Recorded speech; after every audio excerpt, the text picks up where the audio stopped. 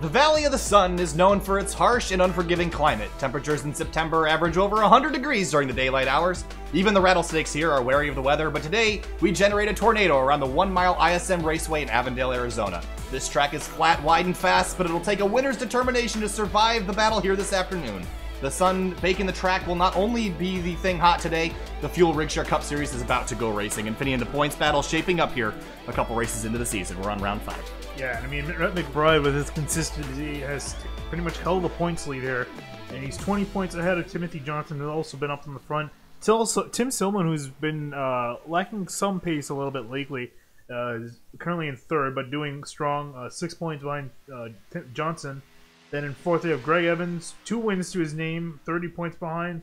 And rounding out our top 5 will be Dwayne Culberson, who is 42 points behind the leader.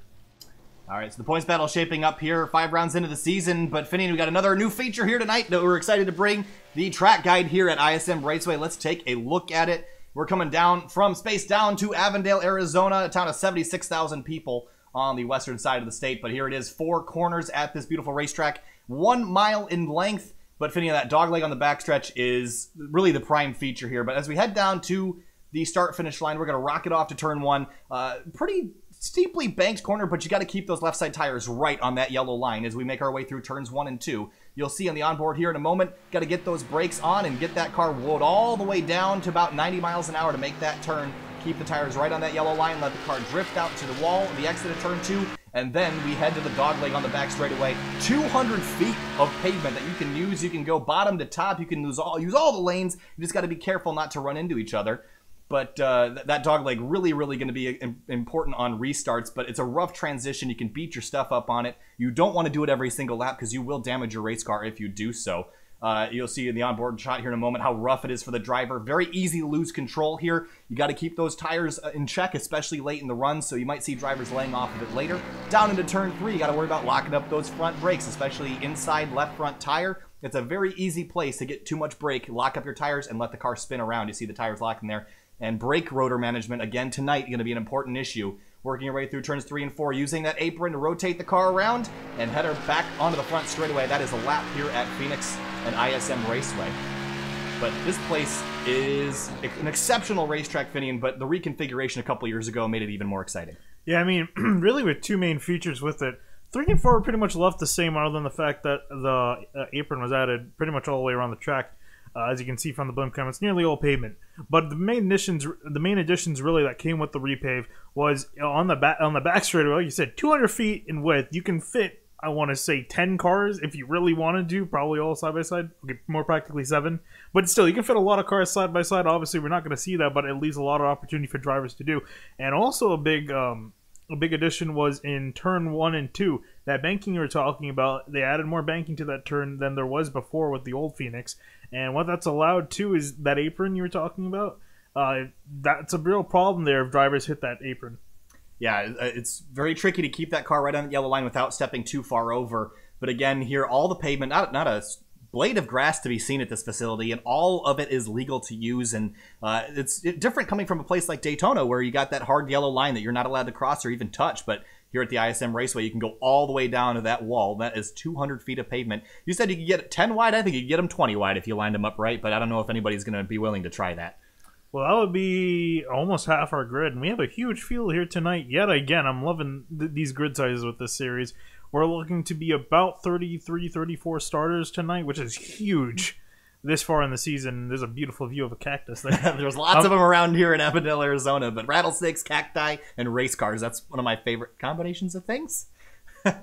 But as we look at our pole sitter, Greg Evans in that number 2 car, 2 wins on the season already in that number 2, but already at the top of the board by 5/100ths of a second over Timothy Johnson in the 28. Again, Rhett McBride in that 8 car. That's a trio that we've seen on top of the board all year. Yeah, one guy I'm actually kind of surprised is Nicholas Cohen. He hasn't really shown too much pace so far this season, currently in 4th place. So he's doing a solid job tonight. And also Jordan Hightower, who made his first start last week at Road America, nearly dominated. He finished 3rd. Man, did a great job there. I haven't really seen a lot out of that 55 car, but again, his first start last week and finished 3rd, qualified 5th today, looking strong. Chad Coleman, currently 7th in the point standings, I believe, and No, he's 18th. He finished 7th last week. 7th last week. That was the number earlier. I was looking for. But Chad Coleman will be starting in 7th here this afternoon, or 6th this afternoon. But we get the field ready to get gridded here, and we'll line them up and go green. But this 1 mile racetrack, Finian, we got 156 laps around here. You gonna pick a favorite? Because I got one already, and I think I'm gonna go with Greg Evans in that number 2. That's boring. Well, it's correct, is what I'm going to say. Yeah, but he's like almost the Kevin Harvick of this league at the moment. 2 wins to his name, probably looking on 3, starting on pole. Sorry, I want to win. I mean... Who you got? I think I'm liking Rhett McBride. Every time you've seen Evans, we've always seen McBride lurking around him, either in front or behind. So I say he's got a good shot, starting in 3rd, so I'm liking his odds. As the field grids up, you see all these race cars. This is one of the things I love about the FUEL Rigshare Cup Series. Look at the size of this field. It is enormous. It is full of talent.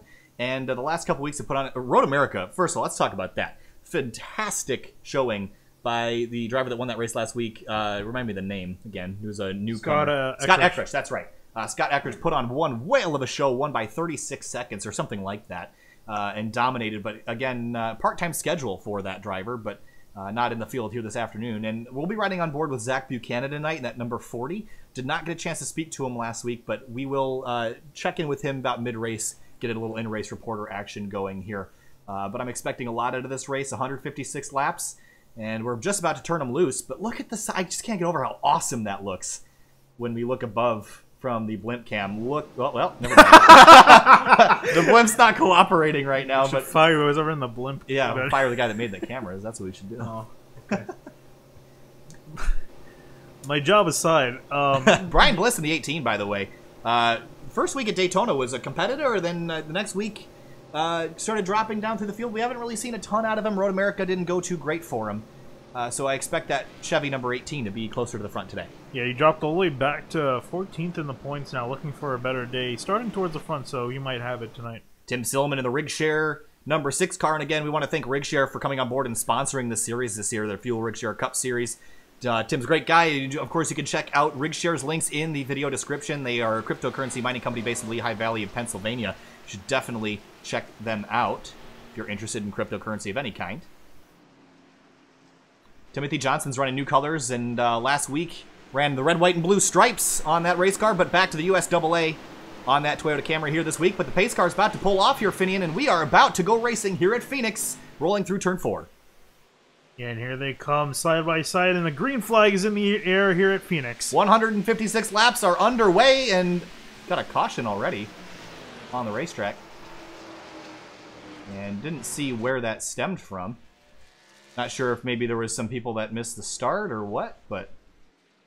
Yeah, we're going to try to see what happened. I think the running order is too jumbled to kind of see where that all started, Finian, but... Definitely something interesting. I don't see any wrecked race cars. Yeah, no smoking, no damage. That might have been an admin caution to get everyone sorted out, because I think, surprisingly too, that Phoenix has only 1 pace lap, considering how short it is, so... I think people were still probably coming out of the pits when the when the start was about to happen, so that's probably what we saw there. Yeah, so we'll get them reorganized here. So Greg Evans in that number 2 car. Oh, I actually do see someone with... Yeah, hold on. Let me get a look at who that is. That is the 99. I thought it was the 99 car. Oh, no. Look, the pace car is just catching up to the field. I'm trying to see who that is speeding around the racetrack right now.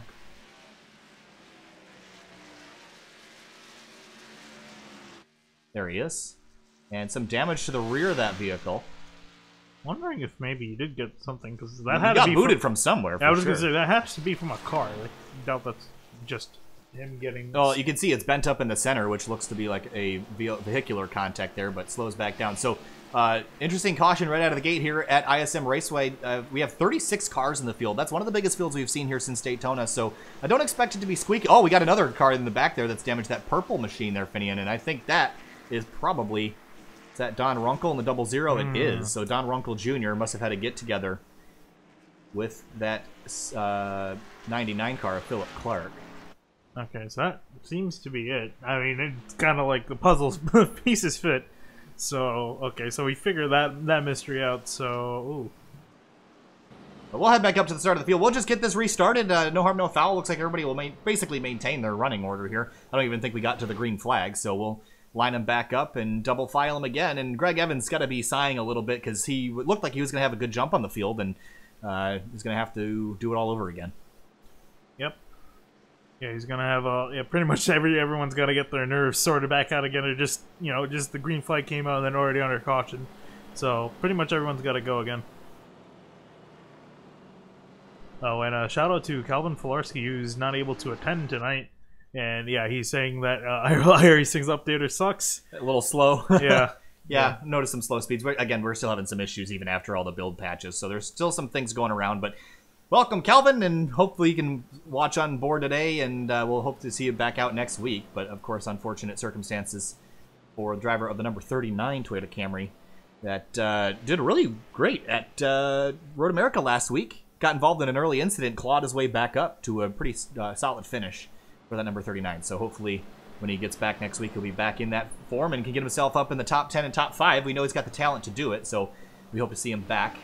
So meanwhile, Timothy Johnson, you're if you're him right now, you just saw Greg Evans launch and you kind of know his secret now. Do you think you can get a better start now that you saw kind of where Greg Evans wants to restart the race? Yeah, I think that's really one thing that you learn as a driver, where they're gonna start. And are we doing single file? It looks like we are. Looks like we're going single file restart. Probably a good call, honestly, just because there's such a huge car count. Where is the pace car going? The field is everyone's going around the pace car. Caution's back out. I'm very curious as to what's going on. Yeah, maybe we'll get an update here via Discord. Oh, okay. So apparently, what happened is Zach Buchanan's car wasn't working, and a dozen cars stayed behind him on the pits. I was gonna say I noticed that there were some cars missing, still peeling out, right? Yeah, as the green flag there were noticeably not as many cars. I thought they were gonna take the green as that showed up on camera. So that explains what. Oh, and I think maybe this is to get everyone back around the same lap. Yeah. You see, like right now we have everyone from Cardinale on back is one lap down now. So caution back out again here at ISM Raceway. Okay, so it seems that we're just going to try to fix that issue that happened earlier. So Greg Evans has caught the pace car in turns 1 and 2. So an interesting start here at ISM Raceway. A couple server-side issues going on, and of course that's not always preventable. So Greg Evans will have to wait a little while to get that start. So we probably will go back to a double file starting procedure, I imagine, once everybody gets back on the lead lap and sorted. Yeah, so we're just going to have to pace here a few laps. A little bit short of a race done tonight, as these guys are just caught pacing around. Yeah, so I want to take another look at Zach Buchanan. Is he still in the pits? No, he's back out on track, but his sixth lap is down, so don't know if he's going to be able to get all those back or what's going to happen here. We have to watch. Interested to see the scenario here. He's going to stay out on the racetrack. And I imagine there's probably lots of discussion going on in the voice chat, so we're just going to let the admins figure this one out and leave them to do their work. But again, all right, so now we've cut down the race length a little bit. Let's talk some strategy here while they're getting these guys sorted out. Race is a little bit shorter. Does this change your pit strategy at all? It's 10 laps already, almost, right? And 10 laps here at Phoenix, that's a lot to put on your tires. So does this change the strategy at all in your perspective? Not entirely, because these guys are just kind of putting around at like 50, 60 miles an hour. I can't really put too much wear. If anything, just heats them up a bit. Warms them up even, not really. So I think we shouldn't see too much. I don't think anyone's really going to change the strategy. Maybe, like, realistically, about 10 laps of pacing would be maybe 2-3 laps of actual usage on track with these guys pushing it. Because remember, these turns are pretty demanding, so I don't think it should put too much wear on the tires. I don't think no one's going to really struggle with strategy. Now, what about fuel strategy now? If you were to run this race normally, you'd probably go about 78 laps, and I believe you can do quite a few laps here on fuel because it's only a 1-mile racetrack. So you probably would have split it into 78 laps each if you were going to do pit 1 stop. But maybe a 2-stop strategy out the window now in favor of a 1-stopper? I mean, a 1-stop is kind of long. I don't know if these guys have enough to make it that far. So I would think just even on tires too, I think a 2-stop would be a little bit better. I feel like the pace would be too much. Like we saw in the Hardline Cup Series, those guys were losing about a second, almost 2 per lap on older tires. So I think just on that alone, I think guys are going to probably call a 2-stop. So 2-stop strategy seems to be the way to go. Zach Buchanan getting one of his several laps back, and I believe we're still under 1 to green conditions here, so looks like we may be going green this time through.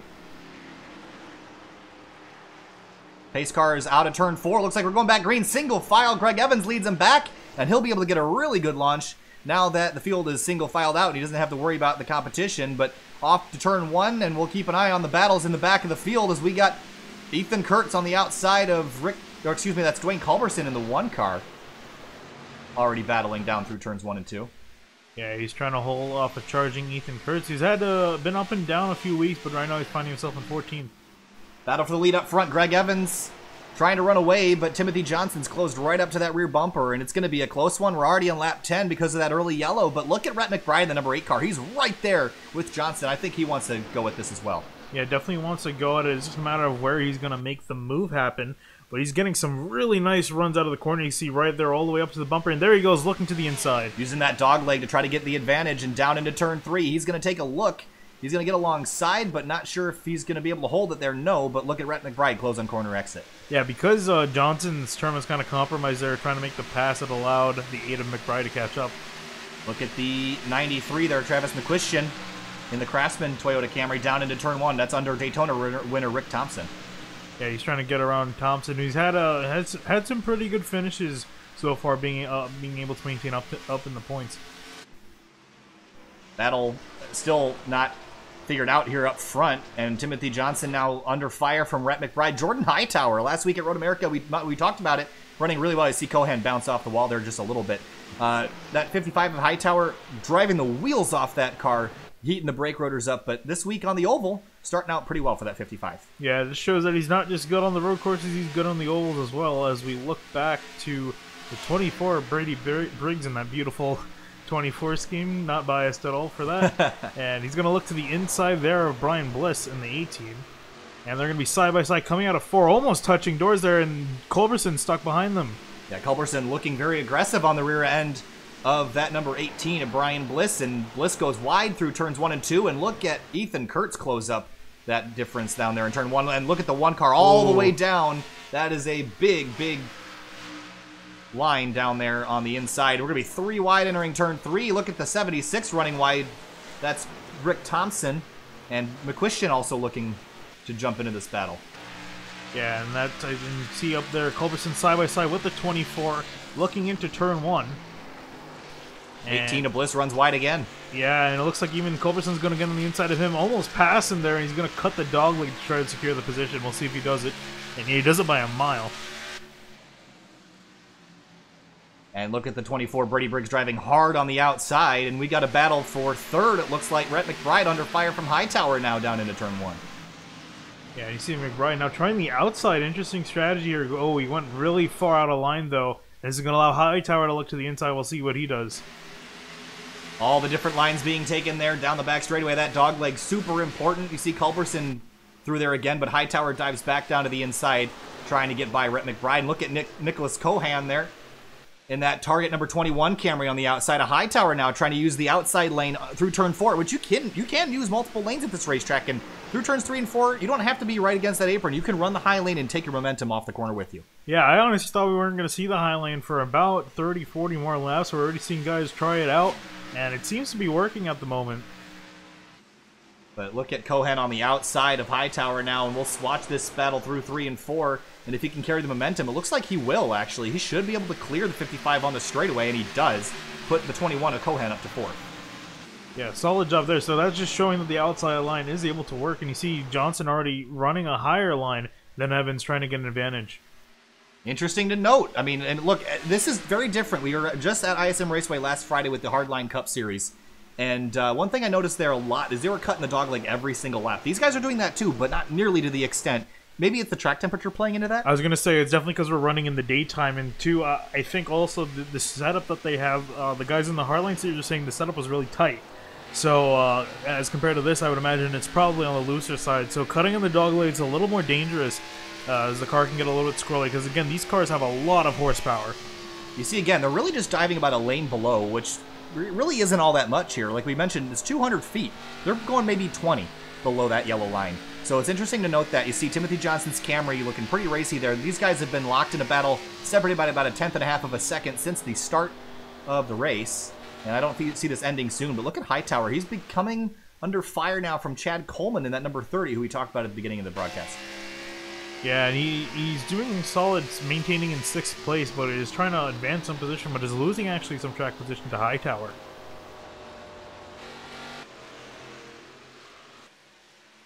And Evans up front, barely holding on the last time through. Timothy Johnson was a little bit quicker by a couple hundredths.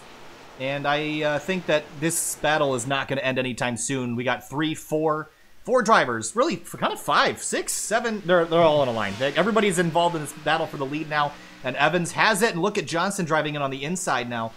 And it looks like the lines is starting to kind of drift back down towards the bottom now. Maybe a more predictable line for these race cars. Yeah, I think as the run progresses, we're going to see guys look for different lines to take and try to take advantage of that. It's because as the tires wear off, the inside line's probably not going to be the best, and guys look to the higher lines to look for more grip as the run goes on. He's riding on board with Tim Silman, who started in 9th, working up 8th, so not too much movement from these guys. Tim Silman, of course, carrying the Rigshare onboard gyro cam here again this week, and it's a little bit more exciting this week than it was at Road America last week. Of course, Rigshare sponsors this series. You can find their links in the video description, as I mentioned before. Down into turn 1. This is really the majority of the banking on the racetrack. And actually, one driver we haven't really talked about at all recently is Gabriel Perry in that 13 car. It feels like it's been ages since we've talked about him. He just hasn't been finishing. Like, he's been running up in the front, but just hasn't been able to finish it off. So he's right now running in 7th, looking on 6th to the outside of Coleman, and is getting some good runs on that 30 car. Take a look back at the battle with Brian Bliss and Norman Pelletier in that 56 car, also trying to run a little bit better here this week. They're chasing that 76 of Rick Thompson down into turn 1. Yeah, these guys still locked in the battle, but that one of Dwayne Culberson in 11th, he's actually moved up some positions. He's gotten around the 05 and the 93 of McCuistion and Kurtz, respectively. So he's managed to move up slowly but surely through the field. Battle for the lead once again, and Evans is really struggling to hold off Johnson again. Johnson was quicker last time, and quicker that time through again. So, looks like Johnson's really got the quicker race car at the moment, but Rhett McBride looking... It just looks like it's so tricky to pass here right now. I think we have to wait for the tires to wear out. As you see Johnson dive down to the inside now, and he will nose ahead down into turn 3, but can he maintain this line? It's so tricky to pass on the bottom in 3 and 4. Yeah, he just gets so tight, and you see his car just moving to the outside, but he can't because the 2 of Greg Evans is right there, but Johnson's able to hold on the inside. They're going to be side-by-side at the line. Evans is going to lead that lap by probably a few thousandths of a second, and they're going to head down into turn 1, still side-by-side, slight advantage to Johnston. From high above, you're watching the battle for the lead. They're side-by-side through the dogleg, and Evans leaves room there. We saw that be an issue in the closing stages of the hardline race here on Friday, with the outside car cutting down and kind of dooring the inside car, but Evans noses back ahead, the outside of 3 and 4. Now Rhett McBride looking to take advantage of it, and the 28 slips on corner exit, and Nick Cohan will get a shot at it too. Yeah, great job by Cohan, moving himself almost to 3rd place here as Johnson's run kind of failed, and it's really backfired and hurting him now. So as quick as he went from battling for the lead, Johnson's back to 4th. He got a caution on the racetrack, and it's Justin Rodden in the 27. Hard contact on the front straightaway. Caution out lap 26. Yeah, solid run by these guys, though. 16 laps, but we'll see what happened to the 21. Or 27, sorry. On the outside of Gil Brooks there, just a little bit tight off the corner. Oh, just, I don't know, loose off the corner. It slid across the nose of the 71 of Gil Brooks, and heavy damage to the 71 car as well. Yeah, it just looks like he got loose on the exit here. We'll see on board from Gil Brooks' view. And man, I feel bad for this guy. He's just not been able to catch a break. He's been the victim in nearly every accident. As you see, yeah, the 27 just comes in front of him. He has nowhere to go. And yeah, I really, really feel bad for the 71. So Brooks involved in another incident. And this season not really going the way that Brooks would want it to. But as we head to lap 27 now, Greg Evans in the lead. Now, do we see pit stops? Looks like we will, Finian. Yeah, and you see everyone come down pit road here for some tires. You're kind of a fool not to. 16 laps is a good amount of wear on them. So they come down here, and we're going to see, does anyone try to pull a two-stop, which is kind of what I'm interested in seeing. Because now it's still early on in the race, so if it's not the right call, you can just, you know, settle back and just run your race and then pit again and get 2 tires. But we'll see what these guys do as they pull into their pit stalls. As we wait for pit exit, we'll see if anybody plays any kind of strategy here. We're enough into a run that tires make a difference. I just, you know, expecting more yellows. This might be an interesting opportunity to try to gain some track position. Looks like it's tricky to pass here this afternoon. And here we have our first taker. It's a 77 of Rich Jet. And I think he's the only one there. I'm trying to look through. Yeah, looks like that's the only significant position change there, Finian. Yeah, so that was definitely a 2-tire stop. And we'll see how that pays off for him. So I like the call, though. I mean, started all the way back in 34th, Whew. So a 33-car jump for that 77 car. We're going to jump to break real quick. I'm going to make a little graphical adjustment here to get some better frames with all these cars on the racetrack, so we'll be right back. Stay with us.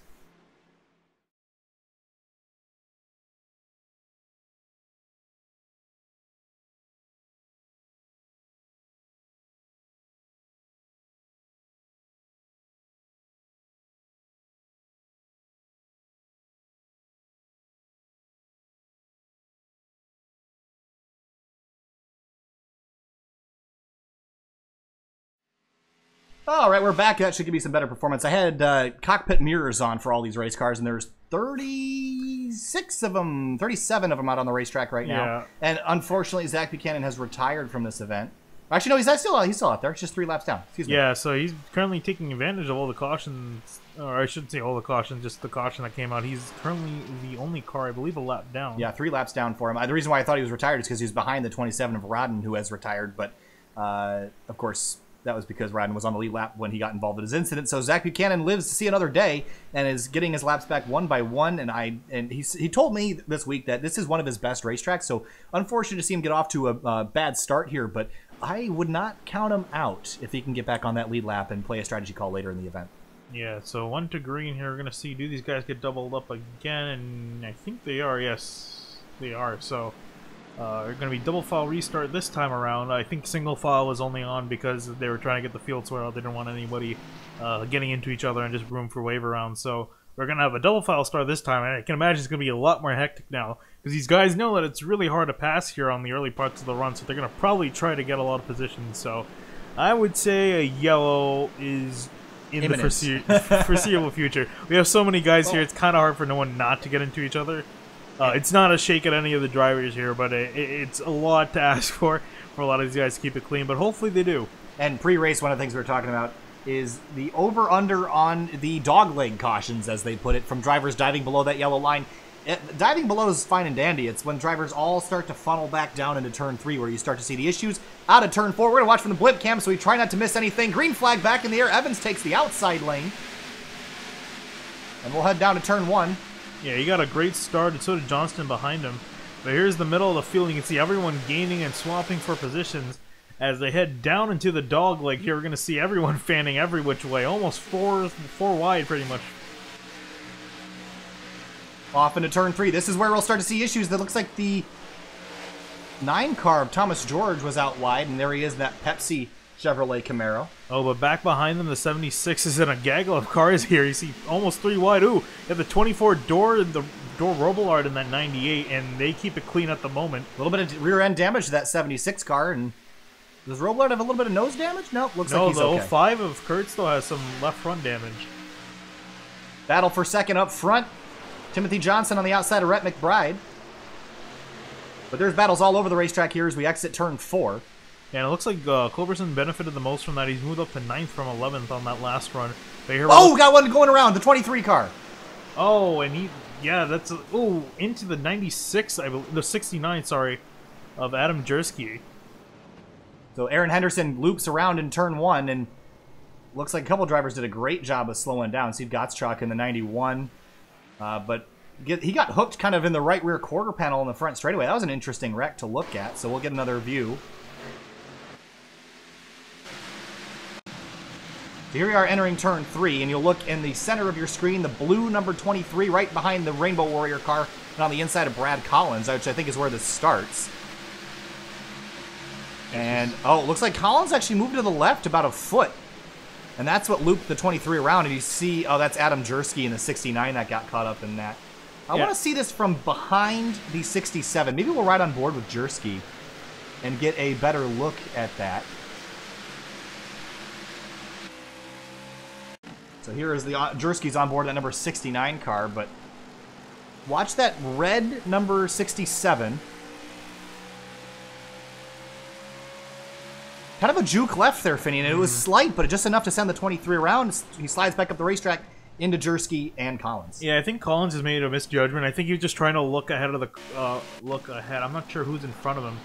It's the 18 of Bliss. He was trying to just look. I think he was just trying to look ahead into the turn because these cars are really big, and as you can see, you can't see anything ahead. So it's such a slight movement, too. Yeah, I think he was just trying to see the corner ahead and see where the 18 was or where other cars were, and he didn't realize how close that. Who was that involved in the wreck? Sorry.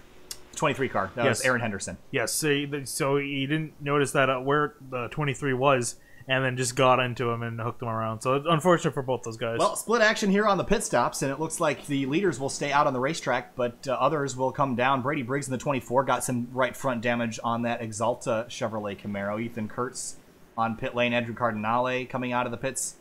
Rookie stripes on the rear end of that car, and hoping for some better luck here after a rough start to the season.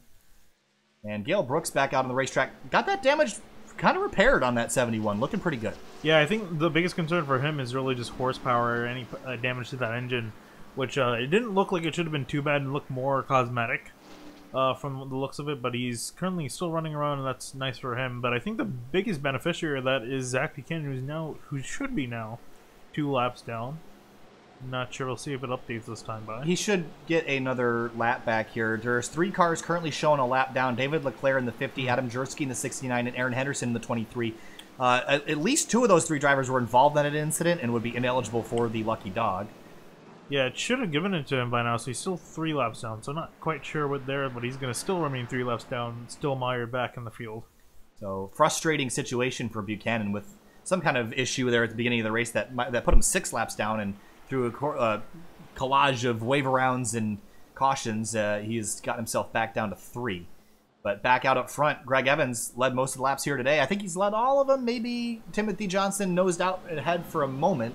But Johnson's looked a little bit quicker and has a slightly better lap time. But the quickest of the front group, actually, Rhett McBride, the number 8.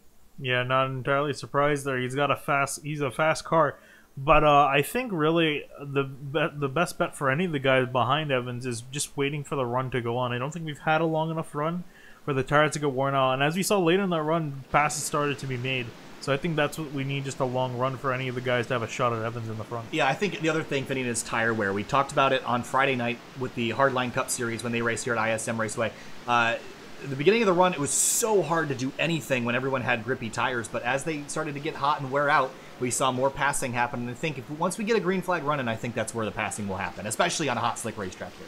Yep, definitely. So everyone's going to come enter 3 and 4, and we're going to get this thing going yet again. We're nearly same order as we were. Although, where did the 77 of Rich Jet go? Oh, he's all the way back in 23rd. I was wondering where he was. Took a pit stop there, so that's why Rich Jet is out of the lead now. But through turns 3 and 4, the Ford FR500 pace car is going to pull off again. And we'll go back to green. We'll watch from high above again. I like that view last time. And Greg Evans takes the inside lane. A little bit different move this time, but you see the outside get checked up there. And look at Hightower right on the rear end of Cohan down into turn 1. Yeah, it looks like McBride and Evans got clear of the 28. And here everyone goes yet again onto the back straightaway. We're going to see everyone fan out again. That's also a real sight to see. See the one at Culberson diving all the way down there, almost to the wall.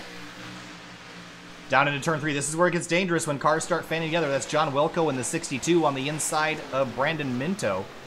But everybody will survive. There's just a big gaggle of cars in the front straightaway. Yep, definitely. No change up front at the moment. Everyone seems to be running where they are. Dean Doucette, that 29 car, well, I thought saw some damage, but looks like he's okay, actually. But fighting with Culberson and George, that's a battle for 9th. Yep, and Culberson still struggling from starting further back than I honestly thought he would have. Then he would have qualified, but he's still trying to work his way up the field in 10th at the moment. Up 3 spots for that number 1 car, so in the right direction, but just squeezes in that outside lane. We got a battle behind.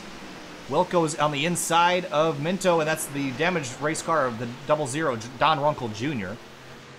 Still hanging on, and Ethan Kurtz back here as well. Kurtz is going to take the dog leg. Yeah, Kurtz actually dropped back quite a few positions on that last caution, it seems, so he might have come into the pits to fix some damage or something, but he's back out there. McQuistion and Robillard side by side down the front straightaway now. Robillard all the way up against that blue wall. Oh, together almost. There was not a whole lot of room there to get a car in, but McQuistion squeezed up, and Robillard will now take the outside lane. Yeah, he's going to try to make that outside lane work. I still think it's a little bit too early. You see McQuistion was able to clear Robillard. Robillard's going to do the switchback in the dogleg of all places, and he's going to be on the inside now with a huge run almost into McQuistion there, almost doors him. Drifts up the racetrack just a little bit and trying to use McQuistion up on corner exit, but McQuistion gets a better run, a little bit loose for the 93. Yeah, he's also got to worry about that 76 of Rick Thompson behind him. He's also putting on some pressure. Thompson looking aggressive here, will probably take the shortcut. Nope, he stays on course. Yeah, he's going to run the line. He seems that everyone's single filed out for the moment, so we've seen this last time. Actually, ahead there looks like Hightower is fighting for position. And that's with Nick Cohen in that 21. Still having a great day up there in fourth. These top four have been super dominant, but look who's creeping into the mix. That number 13 car, Gabriel Perry. Again, very, very good performances the first couple races of the season. We haven't seen a whole lot of him lately, but starting to creep up into the picture here 43 laps into this race. Yeah, Road America last week lost 5 points in the point standings. He's back in 12th. But he's got some decent track position to work with today, so we'll see what he can do with it. But meanwhile, up at the front, Matt McBride's challenging Greg Evans. This is our picks fighting for the lead here. Well, this isn't really much of a surprise. These guys have been dueling and battling all year, but the 2 and the number 8 car getting real familiar with each other as we head off of turn 2 towards the back straightaway. And you see everyone pretty much following Evans' information down through the dogleg, pretty much the same distance off the banking. Dean Doucette running a little bit wide there, trying to maybe get a late apex on the corner. That's the thing I like about ISM Raceway, Finian, is the amount of different lines you can take all over the racetrack, on the back straight through turns 1 and 2, 3 and 4. You can get really creative here, which I think plays into the driver's hands. Yeah, definitely, but again, we still have to wait later on into the run for that to really happen, as we have a caution yet again on the track. Oh, huge wreck crash on the front straightaway. 7 cars involved. Runkle's in the middle of it. Liam Sheen involved. Adam Jersky might have gotten through. Norman Pelletier involved. Heavy damage to that 56 car. That piled up a ton of them on the front straight. Yeah, and a lot of them are missing their front end, so it was a pretty big crash. As you saw a car flipping through the air, we'll try to see what happened here. Oh, look, it was the 83 that got hooked across the racetrack. That was Liam Sheen. Wow, what a vicious wreck. Jersky gets a ton of damage. I gotta get another look at that from a different angle. There's the 83 of Sheen, kind of all by himself. Then Pelletier and Brady Briggs. Oh, Pelletier gets loose and hooks the 83 into the wall and gets drilled by Runkle and then off the hood of Casey Campbell. Jersky gets involved in the mess, and the 50 of David Leclerc catches it right at the end, gets hooked on the rear bumper of that 00 car. So a big, big accident involving many, many cars. Yeah, it looks like the 83 got loose along with Pelletier, and they just caught the cars as they were hitting each other. So we're right on board and see what happened again.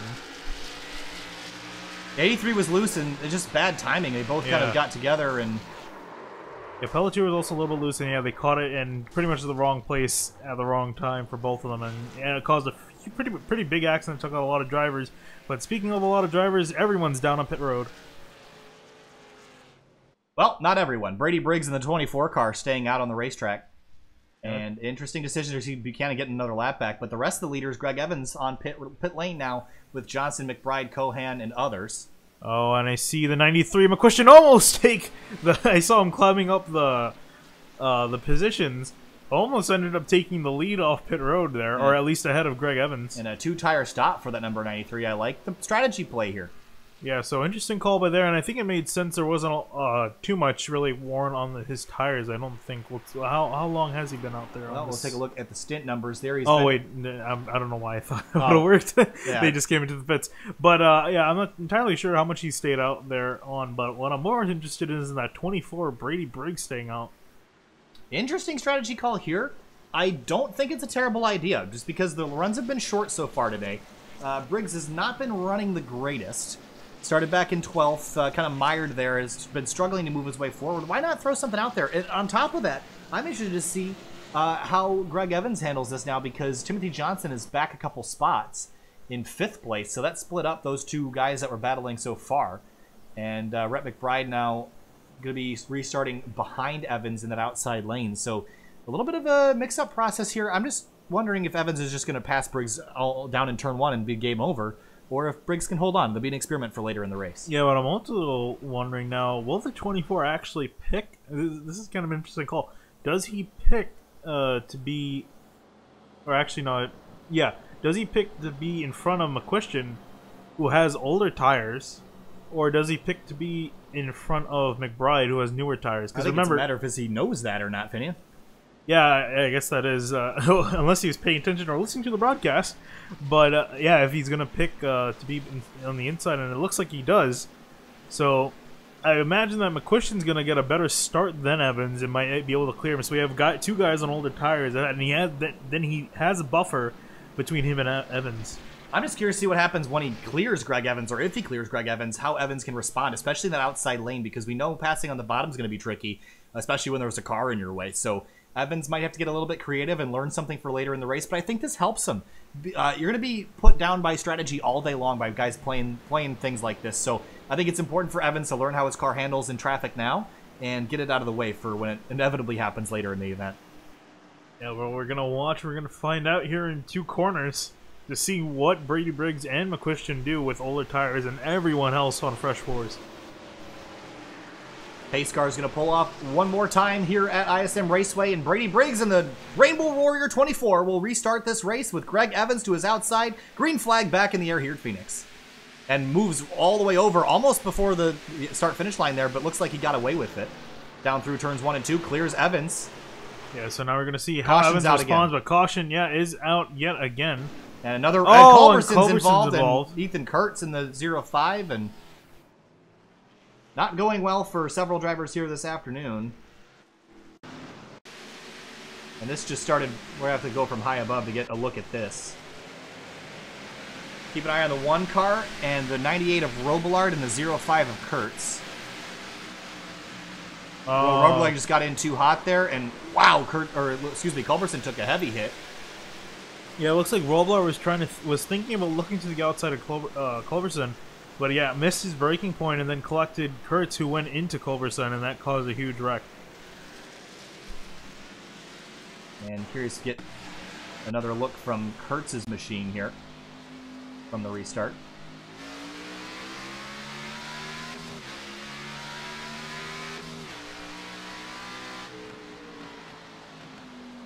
See it happening in front of him, just not a whole lot. Actually, that wasn't Kurtz. That was, we're right on board there with Will Roberts. I was trying to get Kurtz.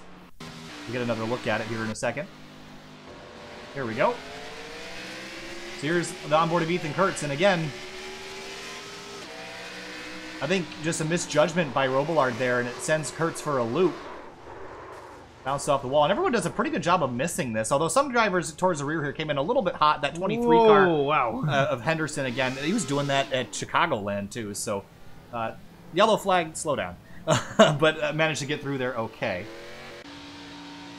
So Ethan Kurtz escapes with relatively minimal damage considering what just happened. But the 1 car of Culberson going to be pretty heavily messed up there, especially on the rear end of that car. You see the 69 of Jersky just in front of him. That he is really beat up. But, well, heat cycle on the tires for Brady Briggs, and Greg Evans' advantage. Every time we go back green and have a quick yellow like that, it's going to hurt Evans, because spinning those tires on the restart does not do anything for their longevity.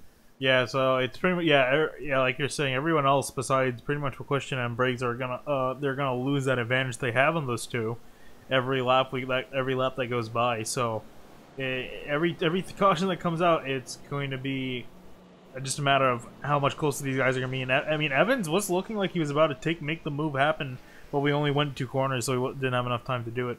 Well, you know, one guy that would love this would be Zach Buchanan, but the problem is every time that the caution comes out with drivers involved in a wreck, he gets pushed down farther down the list of drivers that are 1 or more laps down. Currently, there are 3 drivers ahead of him in the lucky dog spot, so not looking like this is going Buchanan's way, because he's going to have to pass those guys on the racetrack for spots. Yeah, I mean, he only has a little over 100 laps to go to try to get ahead, and that's really tough being 2 laps down. If he was 1 lap down, it wouldn't be too much of a problem, I think, for him. He seems like he's a guy that would have a lot of pace with him. But again, just with 2 laps down, he has nothing really to do except try to pass the leader. And with so many cars on the track, that's a lot of passing to do. So, very unlikely scenario for him. So he's unfortunately, I just kind of has to stick with it. All right, we got the 1 to green here. We'll double him back up. And McQuistion's still holding on to that 3rd spot. And so far, I mean, the initial impressions of the 2-tire, no-tire strategy is it's working. And I know we're only green for a little bit, but I think the launch is really indicative of how that run's going to go. And Briggs shot out of a cannon, and the 93 went with him. And I thought the 2 might have just powered right around him, but that didn't happen. And maybe this isn't such a bad idea.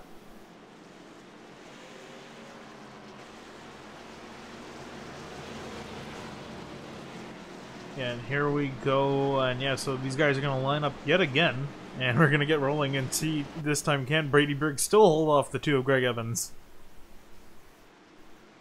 Well, he's going to pick the same lane. He must like that idea. It seemed to work out for him last time. And we'll watch again from high above on the restart here, and looks like Briggs is going to wait just a moment for the green. Waiting, waiting. There he goes. He shoots out. Great start by the 24 car. Yeah, not so much by McQuistion, though. He wasn't able to get side-by-side with Greg Evans as we're looking through the field here. Trying to make sure everybody gets through turns 1 and 2 okay. There's Andrew Cardinale side-by-side with Robillard. A little bit of contact there off turn 2. Yeah, and almost during each other, and wow, Robillard almost cut him off there. Pretty much cut him off, and he's sliding. What a and save. Hightower's sliding up ahead, and everyone's sliding. What an incredible job by everybody to hold on to that. There were about 3 separate crashes there. And we got a battle for the lead and for 2nd place. And it looks like Briggs is going backwards, and Rhett McBride's going to take over 2nd. McQuistion trying to battle for 3rd now with that 24. I'd love to go look at those replays of those drifts, but we got too much going on. Yeah, definitely do, as it seems that Briggs is falling back fast, and even McQuistion's getting around him, and he's just pretty much getting past. So that no-tire strategy is not working, although McQuistion's still hanging in there, though, so the 2 tires might be worth it for him. McQuistion seems to be working out okay. Cohan's looking for 4th now on Brady Briggs. We'll take it down into turn 1. And look who's coming back up to the front, the 28 of Johnston. Yeah, he fell back a little bit on the last start, moved his way up, and so is Tim Silman still hanging there in 6th. Of course, Jordan Hightower, a promising start to this night, but got either tagged or slipped up in turns 3 and 4, got up into the wall and had some right side damage. That car, you see Robillard side by side with Rich Jett now coming out of turn 4. Yeah, his car is a little bit beat up, but that's not stopping him any bit as he moves himself into 13th. So it looks like everything will settle out a little bit. Briggs still continues to slide backwards, and I think this kind of proves that 2-tire, good idea. No-tire, bad idea, as McQuistion still holds on to 3rd up front. Yeah, I think just those right sides are so important that not having them is really hurting the performance of his cars. You see, he's just pretty much a rolling chicane at this point. Nothing he can do with it, as Gabriel Perry looks to the inside, and Cardinale's looking behind him as well. Cardinale really needs things to turn around here this season, and running 9th right now, things are going well, and he just passed for 8th if he can make it complete down here through the dog leg. So Cardinale, if he can keep it out of the wall, he's going to have a good night here. Yeah, and he does clear, and he's going to move himself into 8th place now, ahead of Brady Briggs. The 9 of Thomas George and Rick Thompson are side-by-side out of turn 4, but look at Robillard really driving, bounces off the wall there again in turn 4. Here comes Chad Coleman trying to battle back up in that 14th spot. Yeah, Coleman fell quite a few positions, actually, all the way back in 14th. As we're side-by-side now with the 76 of 24, and how about Thomas George looking to the inside, making it 3 wide. Can't even catch them all in one shot as they go down the back straightaway. Down into turn 3 now. 9 car takes a pretty tight line there that kind of compromises corner entry. But now side-by-side with Briggs, and this slide is going very poorly for that 24 car. Yeah, definitely it's not paying him off, and here comes Hightower. Rollbar's going to look behind, and chose Chad Coleman also going to look at maybe 3 wide for them too. Rollbar looks to the outside. Lots of mid-pack action here, but I don't want to pull away just yet. But Tim Silliman continuing the climb forward in 6th spot up towards the front. But this is where the battle is. Chad Coleman side by side with the 24. Here comes Robillard. We're going to go 3 wide. No, Robillard thinks better of it. Tucks in line. Yeah, but Coleman here is going to charge up the inside on the inside of the 24. And Robillard, it's going to be 3 wide here heading into turn 2. Robillard runs up the racetrack just a little bit. Down through the dog leg we go, and Rich Jet looking at this like, guys, keep it together. I'm coming for you. Keep racing. But down into turn 3, again, side by side, 98 and 24. Yeah, Rich Jet's also moved up quite a few positions. Remember, started in 34th, all the way up to 15th now, looking at 14th when he can try to pass the 24 Briggs, who is still falling fast. Robillard got tongue-tied there, driving extremely hard. Remember at Road America last week, was running really well, battling for 5th spot, and ran out of fuel with 2 corners to go. And really ended his day on a bad note. So trying to get some things back together here, but with damage, it's not looking good. The 24 just going backwards so fast, down to 16th now, about to be 17th as Gale Brooks takes that spot away. Yeah, and it's just a matter of, for him, where is he going to get cycled out on all of this? I mean, you know, again, props to him for at least playing the card, but definitely not paying out for him at the moment. Well, you know what's actually working out for Travis McQuistion. I know he's getting passed here by Nick Cohan on the outside, but McQuistion's 2-tire strategy definitely moved him up about 10 spots here, and it's looking pretty good for that number 93. Yeah, I mean, he's got the leader still ahead of him as it seems Cohan's able to make the pass, and here comes Silman looking to the outside. Actually, no, Silman backs off, and he's going to fall in single file, so... Ooh, he's going to look to the inside now, almost hitting McQuistion, and he's going to fan out through the dogleg side-by-side for 4th. And Silman, of course, driving off down into turn 3 and beginning a forward climb. We know Silman's had the speed, but just, we get a little bit together there with the 93 and 4. But, yeah, as we mentioned, that's wow. so close! Yeah, that was really close from this angle. But we've been talking about Silman, and the speed has been there, but just hasn't quite gotten himself up into the top 2 or 3 to battle for a win just yet as we head down the back straightaway through the dogleg. McQuistion takes a little bit of a defensive line down there, but off into 3, Silman will follow. And up front, you see Evans and McBride still nose to tail, but McBride has not peeked out for the lead just yet. Yeah, he's kind of just waiting at the moment, just trying to find a point in time to get around. And ooh, you see McQuistion gets loose, and Silman has to back off, otherwise he would have gotten into him. And that's allowed Johnson to catch back up. Chad Coleman back up to 10th, Andrew Cardinale back to 11th, and Jordan Hightower trying to do something with that damaged number 55 Toyota. Yeah, he's trying to work up the field here on the inside of Chad Coleman. And yeah, he's still having a great day. And I mean, Coleman's actually, I'm surprised, fell back and is kind of working his way up, but he's still under attack by Andrew Cardinale. Well, here's a battle back here. That's Casey Campbell in the 73. I know this is way the heck back here, and it's a battle for not quite the free pass. But Casey Campbell and Adam Jersky battling pretty hard there for that spot. You see Campbell getting held up behind the number 50. We'll head back up front, and Brett McBride. And look at who's creeping into the picture now. Nick Cohan, and we got another battle here. And looks like McQuistion and Silliman. But Cohan's creeping into that picture for the top 2, but Silliman looks to the inside of the 93 down in turn 1. Yeah, again, McQuistion, I think it's kind of hurting him now as everyone's stacking up behind and actually... oh no, sorry, I was going to say the Johnson moved up position, but he didn't. He's about to, though, as everyone's fanning out every which way down the dog leg. Silman actually kind of held McQuistion wide there, down off into the dog leg, and they're door to door through 3 and 4, not giving each other a whole lot of room. And look at that number 28 car trying to sneak back into the picture and gain some track position back. They almost touched down the front straightaway, trading a little bit of paint off into turn 1. Yeah, they did actually touch a little bit of a door from Silman, trying to just knock McQuistion out of the way. And he's just going to cut in front of McQuistion to take away 4th place. But here comes Johnson, look to the inside. McQuistion can't breathe just yet. Off into turn 3, a little bit higher lane now. Look at Johnson running up the racetrack. And Gabriel Perry's in there as well. Yeah, but on the inside of him, how about Rick Thompson moving his way up and challenging Perry for 7th place? Johnson down to the inside of McQuistion. So McQuistion's tires, the first couple laps were running well, but now you see the slip beginning to occur here. And that number 93 Craftsman Toyota Camry beginning to drop through the field, but not as quick as Brady Briggs, who is now in 19th and 9 seconds off the leader, Greg Evans. Yeah, but McQuistion definitely still holding on to dear life pretty much at this point. That's all he could really do. And I mean, he is giving these guys a fight as Johnson gets loose, saves it. Barely, though, joins back up, trying to take the turn. Fantastic save by that 28. We see a lot of guys driving the wheels off their machines right now, and Johnson's one of them, but the track position game has not been kind to that 28 tonight, and he's trying to get anything he can back to get up into the battle with Evans and McBride, who have really been the class of the field tonight. But again, as you see Johnson complete that pass, I do think Nick Cohan's going to have something to say about this by the end of the race. Yeah, definitely he's slowly creeped his way up as we're still looking at McQuistion. Ooh, as Perry darts out of line, looks to the inside of Johnson. Can he get anything done with it? We'll see. And actually, I'm still surprised that 76 is still fighting up there. Off onto the back straightaway now. We'll see how many dive for the dog leg. Several of them do, several of them don't. Been a split strategy here tonight.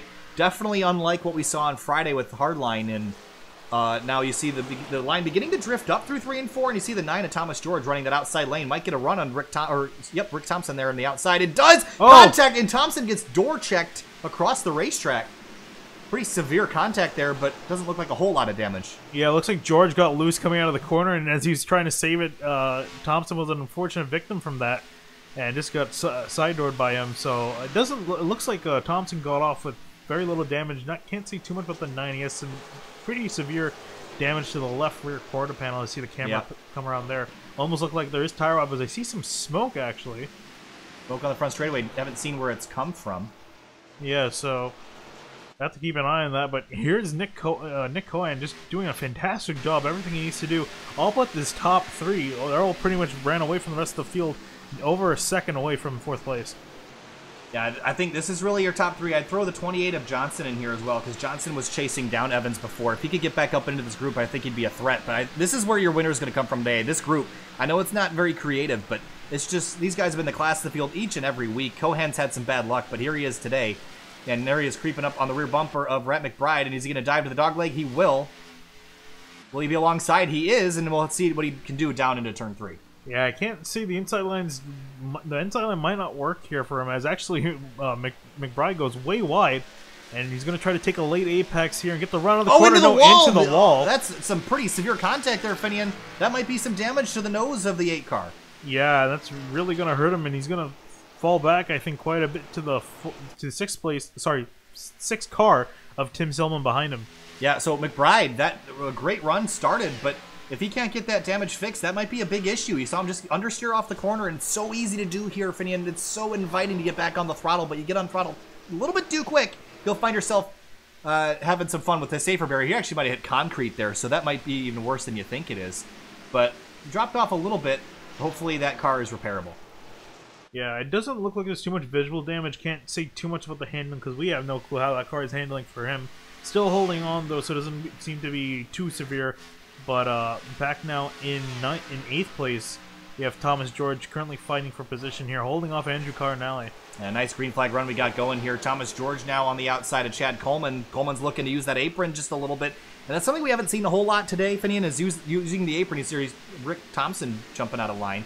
But that's something you can do. You can run the outside lane and use the momentum, or you can use the inside lane, drive in really hard, and use that apron to hook your car around.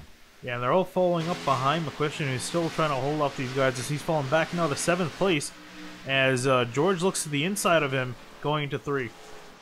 They're all navigating around the 50 car of David Leclerc. Looks like they'll get through there clean. Yeah, he has 4 cars behind McQuistion, 3 cars behind McQuistion now, all fighting for position. So he's kind of suffering from what Brady Briggs was dealing with, and he's all the way back in 20th. So he's falling back just a bit, but not near the severity of the 24. Want to hear a frustrating stat? Sure. The 40 car of Zach Buchanan is 2 laps down and just ran quicker than the leaders. That is so frustrating. And he's got some right front damage now, probably collected in one of those incidents, but you got to feel for the 40 with those issues early in the race. Yeah, I can't imagine that being the fastest car 2 laps down. Can't do anything with it. Again, if he was 1 lap down, would have been a piece of cake for him. But as we got a caution... Will Roberts in the 96, and that's the 62 of Wilco spinning around there on the front straight. Caution out, lap 81. Wilco did a fantastic job of just spinning out in circles, not hitting anything. That could have been severely bad if he did hit something. We'll see what happened here. Loose off the corner, it spins out in front of the 96. And you see Roberts locked up the brakes trying to miss him, but Wilco just out of control there on the front straight, and around he goes. Yeah, kept it off the wall. Fantastic job at the end of that. You can't really do much on the exit when the car's loose like that. We'll ride it on board. It's so amazing how quick it goes. You have control one moment and snap oversteer, and the car spins around on you. Yeah, just the car just getting light off the corner. You can kind of feel it as a driver, and it takes an incredible amount of skill and quick reaction time to try to save it. and it's really hard to do. And unfortunately, Wilco got that sideways and into the 96. So that's going to be a tough day for both of them to recover from. Leaders on pit road, and you know what worked out? That strategy for Travis McQuistion, running higher than he was before the strategy play, and is now 7th and might be able to pull a little bit of a move here on pit lane and get some 4 tires and be right on par with the leaders. Yeah, now really what I'm curious is, does anyone further back now try that 2-tire strategy, seeing how the 93 was able to benefit from it? Well, I think now the cautions are going to get fewer and farther between, Finian, so it might be a little bit of a risk to do that. But we saw at the beginning of the race it was a good strategy just because there were so many cars that were getting involved in incidents and the cautions were happening quickly. I think now the green flag runs have begun to stretch out a little bit, making that the strategy a little bit less efficient. Yeah, so we'll see now who comes out of the pits. And wow, Colan takes the lead out of the pits just ahead of Evans. And that's going to shake up everything. He's got a fantastic pit stop. And a full 4-tire pit stop, too. No strategy play there. So Cohan, that's going to be great for him. Gets him in track position, don't have to pass the leaders, and he'll jump 2 of them on the pits. Yeah, great job by his pit crew. I know it's all virtual, but great job by his pit crew. That was 0.6 of a second difference on the pit stop times. And that's really all it takes, really. I mean, you win or lose the race on pit road. And the race is still far from over, but I mean, Cohen's got the lead now, and we can see now what he's able to do with it. Looking from high above the ISM Raceway here, we're past halfway for the Rigshare Fuel Cup Series. And it's been no shortage of action here tonight. We've seen a couple incidents early in the race. We had an interesting starting procedure due to some technical issues we're having, but kind of sorted out probably about lap 60, and we had a pretty good 20-lap run there, and now we're back under yellow for a 2-car incident involving Will Roberts and the 62 of John Wilco. Yeah, so looking at the grid here, I don't see any surprises from what we have seen, although McQuistion's fallen a little bit ways back into 10th. He came in about 7th or 8th, so he's lost a position or 2, but is still in the top 10 doing well. And the other thing about McQuistion's car, Finian, ain't a scratch on it yet. Yeah. One guy who's actually had some scratches but has found himself a little bit further up is Gale Brooks in the 71 in 13th. Oh, 13th place for Gale Brooks. Yeah. And again, involved in one of the earliest incidents in the race and started back in 35th. So 13th place. Things are going well for that 71 car so far. Yeah. And someone just blew their horn outside of our apartment. We were kind of wondering where that came from. But that aside, I mean, yeah, Gale Brooks, he just had some really tough weeks, had some speed. He's got some decent track position to work with now, so we'll see what he's able to do with that. But the one who's got the best track position is Nick Cohen in that 21. He's going to lead these guys back to green. So we're past halfway done now here, Finian, and you probably could make it on from here to the end. On fuel, it might be a little bit of a stretch, but I assume we'll see them down a couple more times. But we've seen how tricky it is to make passes under green flag conditions. Do you think the aggression ramps up on the restarts as we get closer to the end of the race? Because that really seems like it's the only place where you can make up any ground so far. And I think that's exactly what you said it there. It's everyone's trying to get as much position as they can early as they can because they know that the first few laps under green is not going to yield any position gain. Tight packed field out of turn 4. Green flag again, lap 85 here at ISM Raceway, and Cohan in control. Moves to the outside lane down into turn 1. Yeah, as we drop back here, we see Roblar looking to the outside of McQuistion here. Power move, looking to the outside. Not going to be enough room there. He's going to have to settle in behind. Tim Silman up to 3rd in that number 6 car, but he's got the 8 of Rhett McBride down on the inside. But can Silman hold the line through turns 3 and 4? This can be an important pass for Silman. And they're going to be tight together off of turn 4, but Silman gets the spot. Yeah, and Johnson's going to follow as well on the outside as we look back here with the 76 of Rick Thompson. Ooh, the 30 of Chad Coleman, and it looks like the 93 of McQuistion got a little bit upset there. Maybe gotten a push from Robillard. The Chrome Horns are out today. And we were talking about him earlier. He's found himself back up a little more spots. The 24 of Brady Briggs in 13th. He's now fighting with McQuistion almost. And Andrew Cardinale still running 12th, so a decent day for him. If he could just finish this one out, he'd be in a good position. But look who's coming. Silliman right on the bumper of Greg Evans for that 2nd spot. Yeah, it looks like Silliman is on the move here. Doesn't want to let Cohen get too far away. And it seems like Evans not able to get his car up to speed as much as he did before. As someone actually has to check to the outside not to get into Evans. Well, this is really good speed we've seen on a Silliman, and probably the quickest we've seen him all day, and probably the slowest we've seen Evans all day. Cohan's already out to a 7/10 of a second lead, and that's not insignificant. Caution's out again. Ooh, and that's going to spice a lot of things It's up. McQuistion in the 93. Oh, and the 99 and the 40 of Zach Buchanan. Oh. That's going to be day severely appended for McQuistion, and things were going well. But, oh, this looks like an interesting wreck. We'll look at it from high above, see what you can see, Finia. So we see Cardinale there on the back part of... Oh, and yeah, he got into the wall, got into McQuistion. Brady Briggs had nowhere to go. And I'm wondering whether... Oh, there's the 99. Oh, okay. That wasn't too much damage there for those guys. Okay, so yeah, I thought it was a severe wreck with them involved, but they were just trying to slow down. But yeah, it just looks like Cardinale got a little bit too tight out of the corner, hit the wall, and into McQuistion he went. And McQuistion was having such a great day up until this point. And that's just an unfortunate accident between two guys. And yeah, nothing you can really do when the car starts heading towards the wall. Once you realize it, it's almost too late. And Buchanan was doing everything he could to get on the binders there, but still got some decent nose damage. And that's, of course, not going to help the condition of that number 40 car. Yeah, so we're going to ride on board with him here and see his point of view from the wreck. So he sees a car spin up ahead there. Tries to slow down, and then, yeah. I think that he second-guessed himself, and he got back to the throttle there for a second, thinking he could get through, and I think that was the difference between avoiding it and getting into it. And sometimes you just got to accept the fact that there's a wreck up ahead and slow yourself down, keep yourself out of trouble. You're not going to lose any more spots once the yellow's out. Yeah, but I mean, you also have to fight that instinct to, like, try to... Because I think he was trying to just look to where to go, and he was trying to gas it up thinking the wreck was to the inside, so there was nowhere really for him to go. Collected in an accident here on lap 88 or 89, I believe. But Cohan jumped out to a very impressive lead in the couple laps we had there. That 21 car looking really, really good. Yeah, now Selman, who's up now to third place, is got some prime position. If Cohan decides to start on the inside again, he should be able to go. He should be able to get up there, because now he should. If Cohan does decide to start to the inside like he did last time, Silliman should be right there behind him, and Evans will be on the outside. So Silliman running the best he has all day.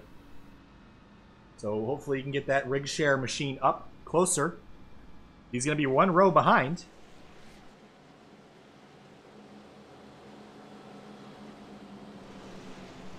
And we're working lap 92 of 156 now. We're starting to get down to the nitty-gritty, closing in on 60 laps to go, Finian. All right. What's your opinion? Late race restart, outside or inside? I would say, I mean, considering what the pace that someone was showing that last time by, I would say honestly probably start on the outside. You do have to worry about McBride, but it looks like someone's the faster car at the moment.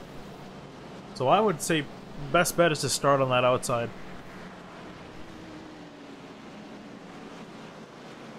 All right, let's do a little mortician job here. Let's head down to the bottom of the timing screen, take a look at who was out of this thing. Rich Jett in the 77 out for the night. Adam Jersky.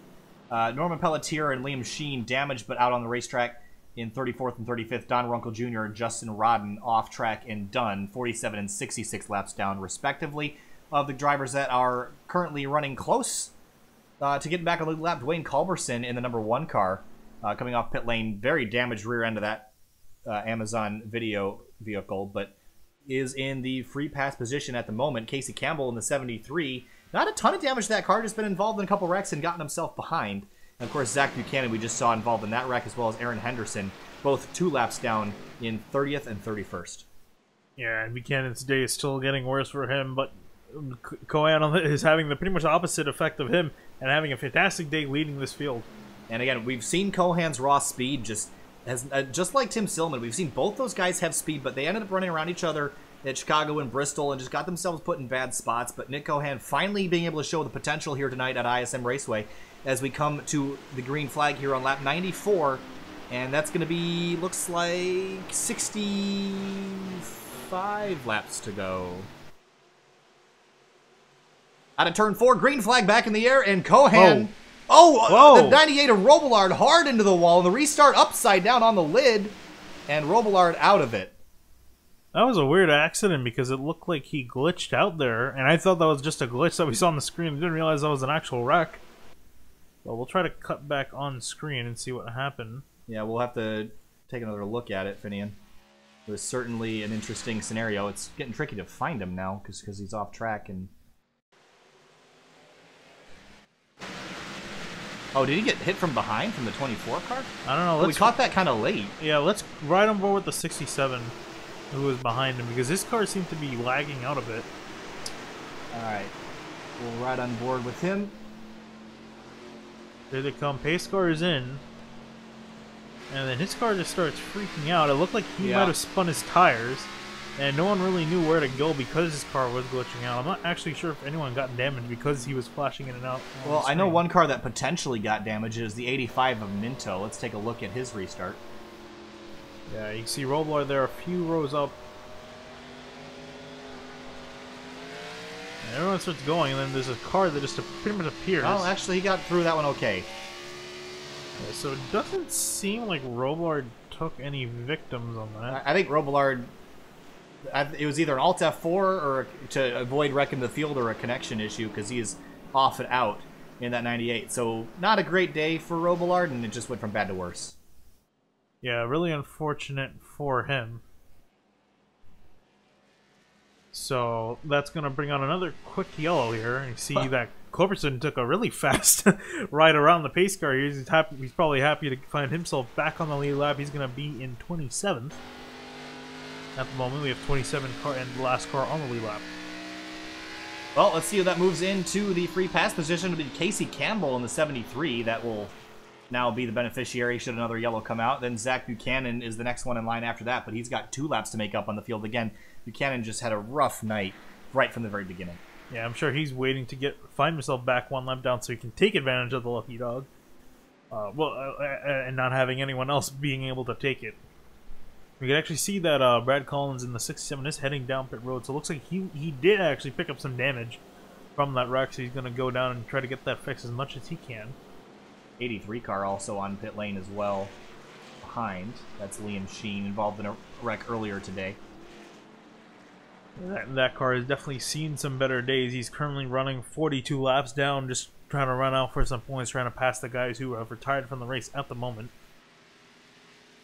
John Wilco in the 62 now coming down pit lane as well to try to repair some more damage. Wilco is on the lead lap, but with that pit stop will become the last driver on it. Of course, Wilco's wreck could have been a lot worse. I mean, considering where he was on the racetrack, one of the fastest parts. Could have certainly gone a different way. Well, let's talk about some people that we haven't really mentioned a whole lot tonight, Finney. Nathan Bowers in the 03. Running 15th right now, not an exceptional night, but the car is clean looking, and that's all that's important here as we get closer to the finish. Yeah, I mean, with a lot of other guys, too, having cars with some dents and bruises on them, it's definitely what you need, especially later on the race when you really need a lot of that performance. Also, just note the 55 of Hightower has been pretty much out of the fight since that wreck that he was involved in took him out of it. He's currently running back in 16.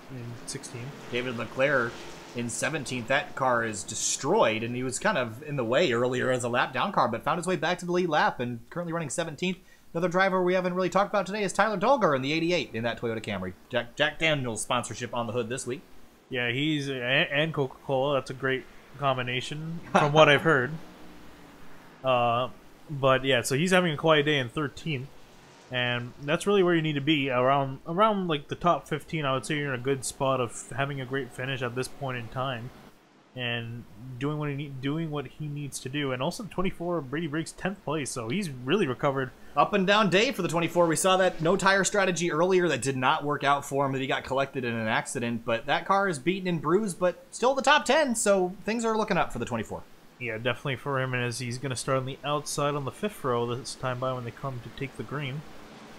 So we'll restart on lap 99, so it'll be 58 laps to go, and now the laps are really beginning to count down, and you have to start wondering if you're Nick Cohan, you got to be getting a little bit of the butterflies in your stomach now. Things have been going super, super good tonight, and you're in the best position you can be. You've got control of the restart. Evans has looked like he's been off the pace just a little bit since a few runs ago, really. So Cohan's kind of in the catbird seat, but what about Tim Solman in the 6? I mean, he was feeling pretty fast, I can imagine, on that last run, the last green flag run we had.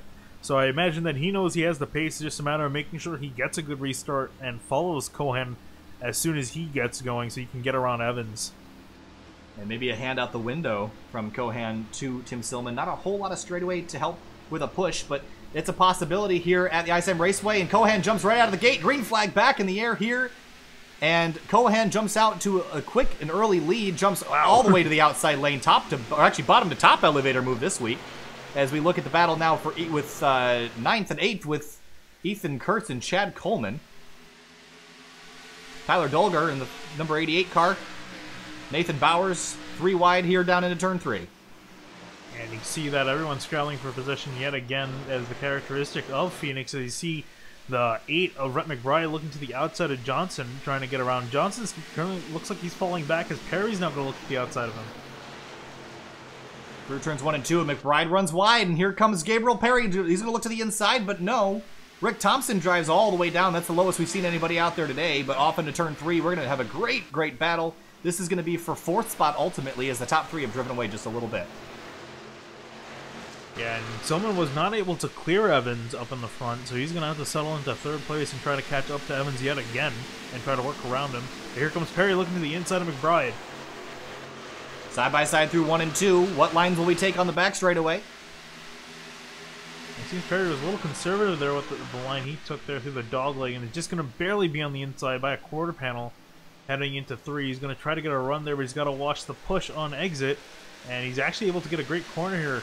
We're going to be 3 wide off turn 4. If the 30 goes for it, he doesn't. Gives the 76 a push. You saw Thompson slip a little bit mid-corner, and that allowed Chad Coleman to take a look on the Thompson and George that are side by side. They switch spots this time through the dog leg, side by side for 7th. Yeah, he's just trying to. It looks like Coleman's just trying to find a way around these two. He's not sure which of these two guys is faster, looking high and low. But he's got that 05 of Ethan Kurtz behind him in 10th.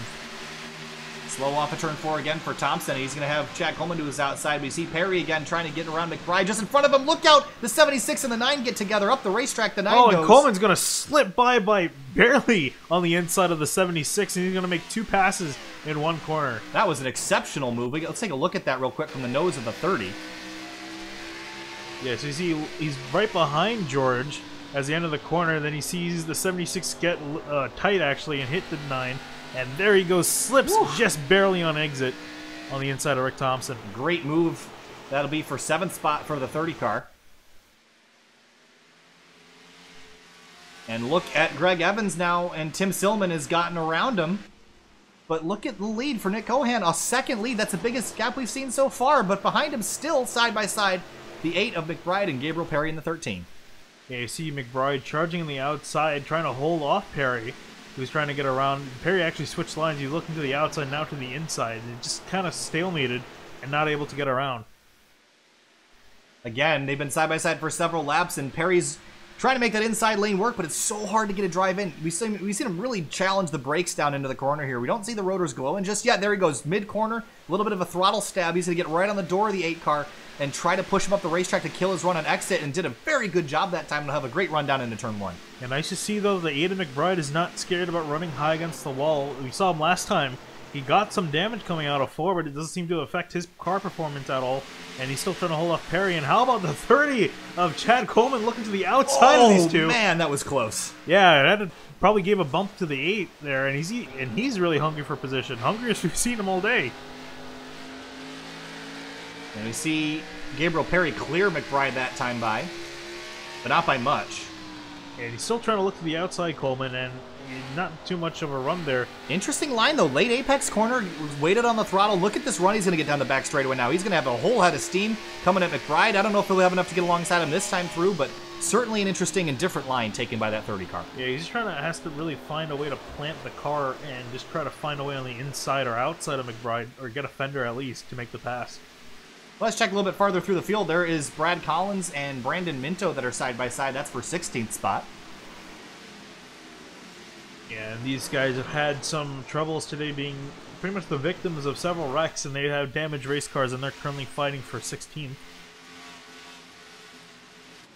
And Chad Coleman has not let McBride go. I'm surprised by McBride here. McBride was, I guess maybe not, because he got into the wall off turn 4 there, and that slowed him down. But McBride was having such a good day running 2nd and 3rd, understeered off the exit of turn 4, got into the concrete, and ever since then that car just not handled the same. Yeah, but I mean, again, could be worse, though. He's running in 6th and still having a decent day.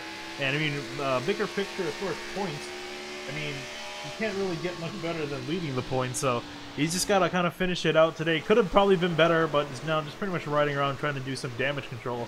But doing a great job so far, as Perry's now caught up to the back bumper of Johnson, trying to find a way around. Perry climbing forward, and Johnson has kind of gotten himself back into the mix too. That's kind of where he started. I believe he started P5. Oh, nope, second. Never mind. But he's up to 4th, so he's climbing his way back up after being mired mid-pack for a lot of the race.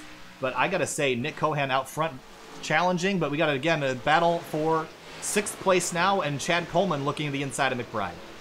Yeah, and he's real. I can't say enough of this 30 car. He's come to life pretty much in the second half, making a lot of moves and showing he's had a lot of pace that he saved in that car, and it's really showing as he wasn't able to get around McBride, but he's going to get a nice run here. We'll see, does he dive to the inside of the dogleg? No, something interesting about this though, Finian. He's been around a lot of cars that have been wrecking today. Ain't a scratch on that car. He's been doing a really good job conserving his equipment. And now we're closing in, we're past 50 to go now, so it's go time, and it looks like that 30 has decided to go for it. I really hope you didn't just jinx him there. Probably did, but down off into turn 1, Johnson is started to be challenged by Gabriel Perry, and Perry's looking to the inside off of turn 2. And again, will he make the dog leg the short way around? Just a little bit more than Johnson does, but that's not a huge advantage unless you really go down to the wall, but there's definitely diminishing returns. Yeah, I mean, it's really much, you're only going to see someone really dive in there. They're trying to make a pass or defend. There's not really too much of an advantage running anywhere else. You see Perry still catching up to Johnson, just not a way around. But these guys are currently a little over, about 2 seconds behind the guys up front. So they're losing a decent amount of time trying to fight for his position, as Silman's actually holding off Evans yet again, is not able to close the gap to Cohan. Yeah, I was a little bit surprised by this, because Silliman seemed to have a little bit more pace than Greg Evans later in the race, but Evans is beginning to get his groove back together, and both of them have actually tracked down Cohan just a tad, about, well, I guess it stayed pretty much the same, about 1.1 seconds. And I think once Silliman and Evans sort this out, you might see that 2 car begin to shrink that difference between him and the 21 car, working lap 114. Yeah, we got a good run going at the moment. You see Thomas George trying to find a way around Ethan Kurtz, who's moved himself up into 8th place, but now trying to defend that from the 9, and even the 76 behind him. And actually, how about Jordan Hightower finding himself on 11th? He was about, I think, 16th on a restart. He's moved up at least 5 positions, so fantastic job by him trying to crack into the top 10 again. Again, trying to salvage the day after being slid up into the wall in turn 4 earlier in the event. Trying to get everything he can out of it, but again, that battle for second heating up now. Tim Silliman, Greg Evans. Yeah, Evans has seemed to found his footing again, and is now trying to look onto the outside of Silman. And actually, almost to the back bumper, a little bit of a bump there on the exit. Oh, look at Silman, came over to the left just a little bit, but didn't have time to get there, and Evans is going to have the line down into turn 1. And we'll see if they get through here together okay, but Silman's going to use the run off the corner. We'll see if Evans cuts the dog leg just a little bit, but they're going to be side by side off into turn 3 unless Evans backs out. He does. Yeah, I was going to say, he only really had the nose of the Camaro in there, and that's not really much to work with, so he kind of had to back off, otherwise there could have been some problems for them. He's going to dive back in again in 3 and 4, but can't get the run off the turn. He's going to have to settle for 3rd for now, and let Silman take 2nd. Well, Silman's working hard in that Rigshare number 6 car, but you know who else is working hard is Nathan Bowers in that 0-3. Again, started about 13th on that restart. It slid back a little ways, but really trying to get that car moving in the right direction. Yeah, great job by Collins, though, moving in, still staying in 16th with that the amount of damage he has to that Ford. As they're still back up here fighting for second as, Evans almost gets into Silman. They keep it off of each other for now as Cohan has caught some left traffic. And that's Gail Brooks in the 71, and it might have been the 83 of Liam Sheen back there as well. But they'll get out of the way. Yes, it looks like it is the 83. But again, now these second and 3rd place cars have to navigate this traffic now, and this has been one of our longer green flag runs, and the tires are beginning to wear out. The car is going to be less fun to drive, and passing is going to get a little bit easier. As you see, wow, holy... Was that the 98, I think? Or no, not the 83. 83, yeah. He went all the way... and Evans... Silman, out of control in turn 1, saves it! Wow! Wow! What a move! I think some of these guys should sign up for Formula Drift. I think he got a boot from he got a boot from Evans and saved it. We got to look at that from above.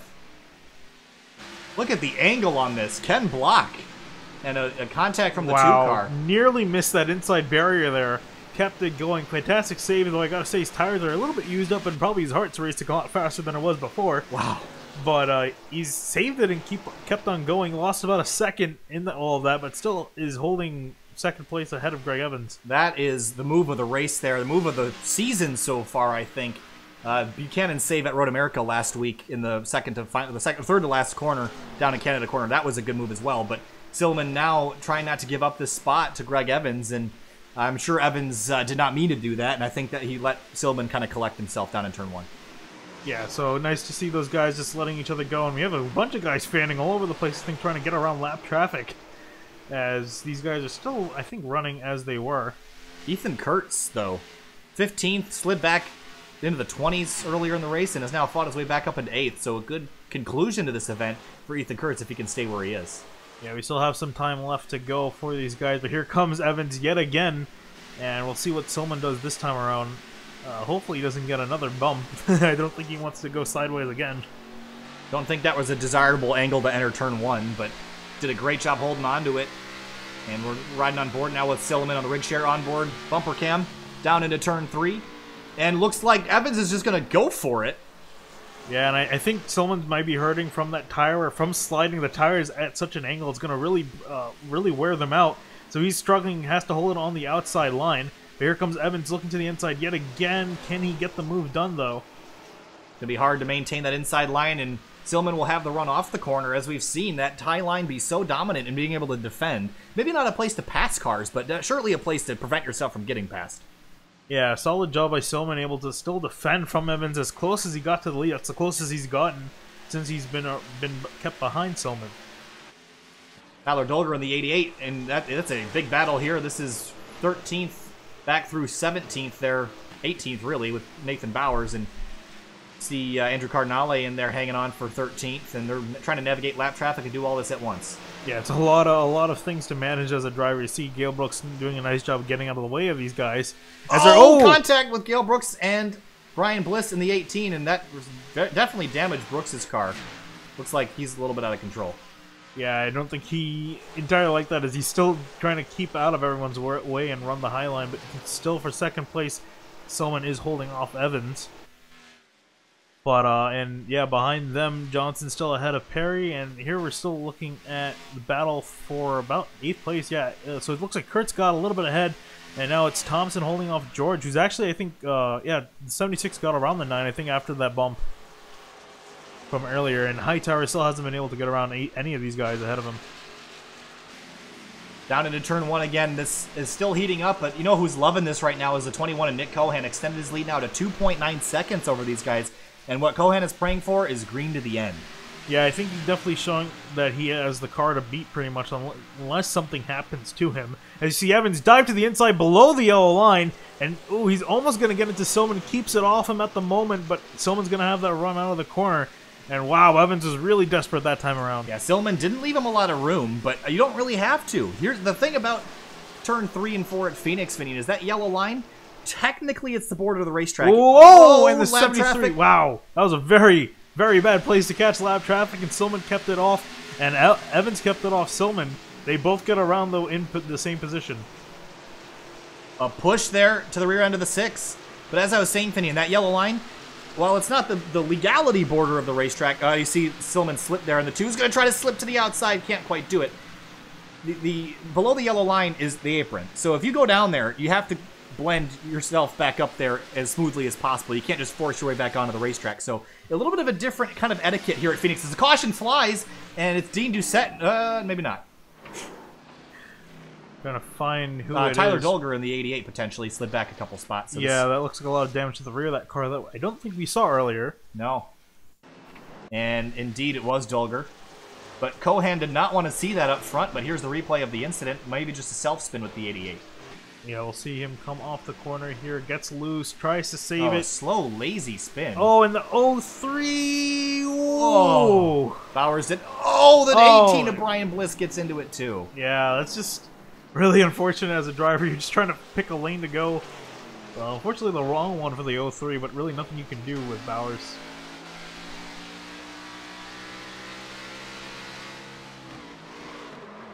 Oh. Yeah, he was hoping that the 88 would spin to the outside and he would be able to go to the inside to try to escape, but just couldn't get there in time, and just nowhere for him to go, being stuck down there.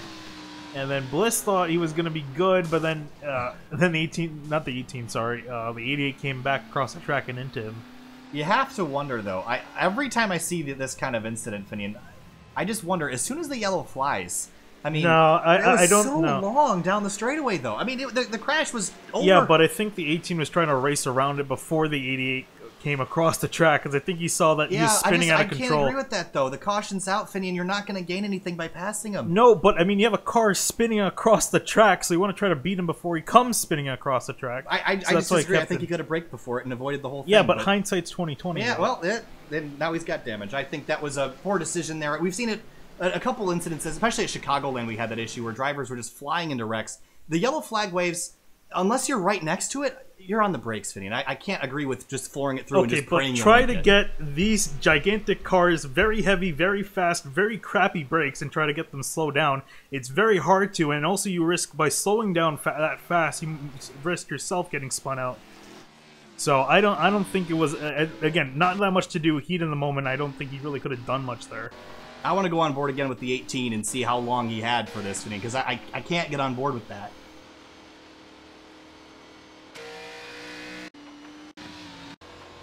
All right, here we go. So yeah, we see the 88 spinning up ahead, and for the most part, you can't really see. Caution's out now.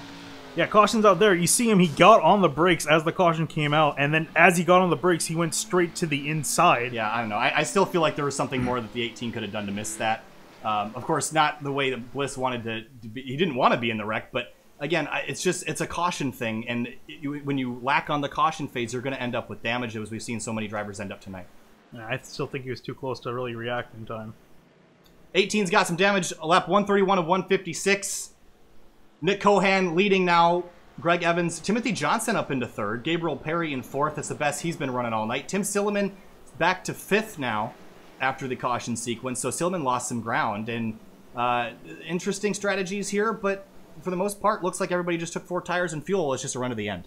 Yeah, but I think Cohen's really going to pretty much run away with this. I mean, he's shown that once he's been in front, that he's pretty much been able to run away with it. So unless Evans has something in store for him, I don't see it. But actually, Silman's fallen all the way back to 5th on that set of pit stops. That's allowed the 28 and the 13 to get ahead of him. So he's lost some valuable track position. Yeah, so that really hurts Silliman here in this hunt for the victory. But Nick Cohan has really been the class of the field lately and currently has the best time out on track that I've seen anybody run. Yes, he does. He has the best lap time. So Nick Cohan really finding himself in an ideal position. He's got a clean race car. He hasn't had to use up his stuff today. He's been easy on the brakes.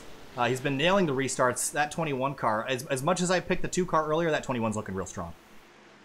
Yeah, but we'll find out now in a few seconds as the green flag is about to come back in the air. Does the 21 run away, or does Evans have enough to catch him? There'll be 24 to go here at ISM Raceway. Green flag back in the air, and Cohan gets a good jump. And we'll move back to the outside like we've seen him do so many times before. But look at Timothy Johnson in the 28 down to the inside. We'll take second away, but here comes Greg Evans back on the outside. Yeah, it looks like he's just got that run that we've been able to see people have, but does Johnson have enough tire with these fresh Goodyears on to hold off the 2 on the outside? Through turns 3 and 4 now, and Evans still rolling that outside lane. Looks like he will clear Johnson off the corner. Yeah, it looks like the first few rows are going to get sorted out, and Silman's actually trying to hold off Ethan Kurtz. How about the 06? He started 6th on that last time by trying to fight off Silman for 5th. Oh, Perry gets into the 28! Johnson saves it! What a move! Wow. That could have been easily a huge wreck, but here Silman's in the middle of a huge gaggle now. Oh, and already 4 wide, almost 4 wide as Coleman looks to the inside. Everyone's getting stacked up either which way. And now Perry's dooring Silman as they head onto the front straight. It's heating up now. What a wild event here. Silman almost got himself into trouble there. Was in the middle of a 4-wide situation heading down into turn 3, but managed to get out of it. You see Rick Thompson in the 76 kind of mired in here as well, and this is a dangerous position for a lot of these drivers. And can we just point out that the 05 of Ethan Kurtz is in 4th place after all of that? Oh my goodness, what a day. The 6 car gets a little door from the 13, and will drift down another spot, so Silman going the wrong direction here. Yeah, he's going to try to catch himself, but he has Chad Coleman behind him, and Coleman's been pretty aggressive on these restarts, so we'll see what his car can do. As we speak of Chad Coleman, he got loose there, might have gotten a little bit of a hit, maybe from... the 9. Yeah. Got some front-end damage there. Yeah, so he's going to get shoved out wide, and here comes Jordan Hightower, 3 wide through the inside of the dog leg. Who's going to give? Nobody's going to give. They're going to go 3 wide, and Coleman's going to run the outside lane. Rick Thompson's going to power through the middle out of turn 4. Hightower will take them both. And Thompson almost was able to hold it there, but decided to back out of it. I think that was a better move. As you see the 9 of Thomas George behind with battling with McQuistion, and everyone's going at each other. The gloves are off now. 20 laps to go here at the ISM Raceway. Nick Cohan's lead is 0.4 of a second. It's shrinking just a little bit, but we've seen some really aggressive racing here on the restart. McQuistion in 12th, trying to recover from heavy damage earlier in the race and doing a great job of it, but trying to keep himself out of trouble. You see Rick Thompson side by side with Hightower out of turn 4. Yeah, now Thompson trying to have a say in this fight now for 7th, but here comes... is that Coleman? Coleman actually looks like he slipped... Yeah, he slipped back, actually, from these two guys. Last time by, Nick Cohan, a 27.398. Greg Evans, a 27.397. 1/1000th of a second in the difference in their lap times last time through. It is even Stevens up front. 19 to go, and looks like Rick Thompson will clear the 55. Hightower's loose on the bottom. Oh, he was really out of control on he was all 4 tires on the apron. He's able to save it, but here comes Coleman looking to the outside of him for that is 8th place. Hightower comes up the racetrack in front of Coleman, but look at that 24 car. Brady Briggs trying to recover from what was a rough strategy call earlier in the day and doing a good job of it. Meanwhile, side by side, this is for 4th place now. Ethan Kurtz and Gabriel Perry. Perry's trying to take it away. Yeah, Kurtz is doing a great job, though, holding that outside line. That's pretty much the preferred lane, but does he have enough pace to really hold off the 13 of Gabriel Perry? Tim Silman's looking on from behind this group.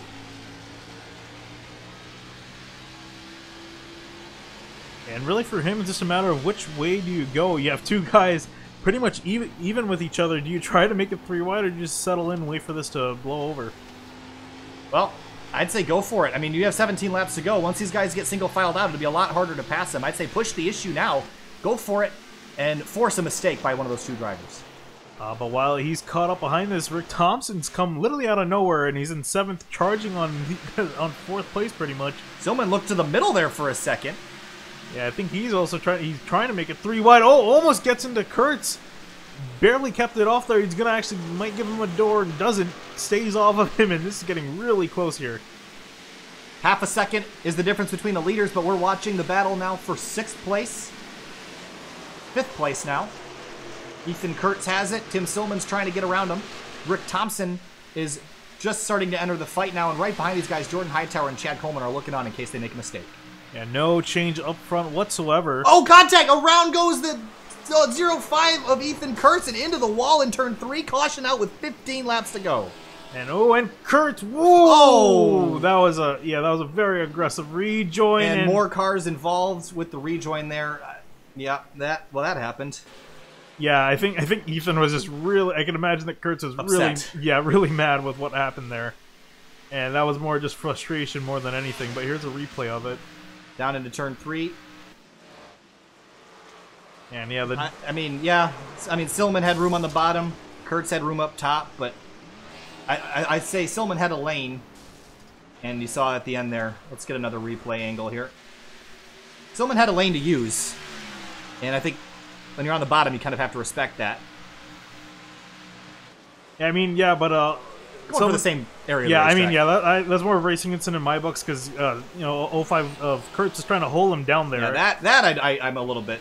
Yeah, I mean, not, that was a poor decision there. You see, caught up some more cars at the end, but yeah, racing incident there. But Ethan Kurtz pulls back onto the track a little bit aggressively and causes damage to about 3 or 4 other race cars with that rejoin. So, strategy play, Finian.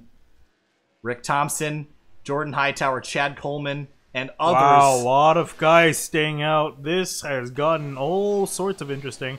And I can imagine these guys are only going to take 2 tires. Yep. Beats out. Oh, wow. Cohan loses several spots on pit lane. And that's Johnston taking 4 tires, and Perry taking 4 tires, and other guys taking 4 tires. The entire grid has just gone upside down. Well, okay, here's the thing. Cohan is going to be 13th.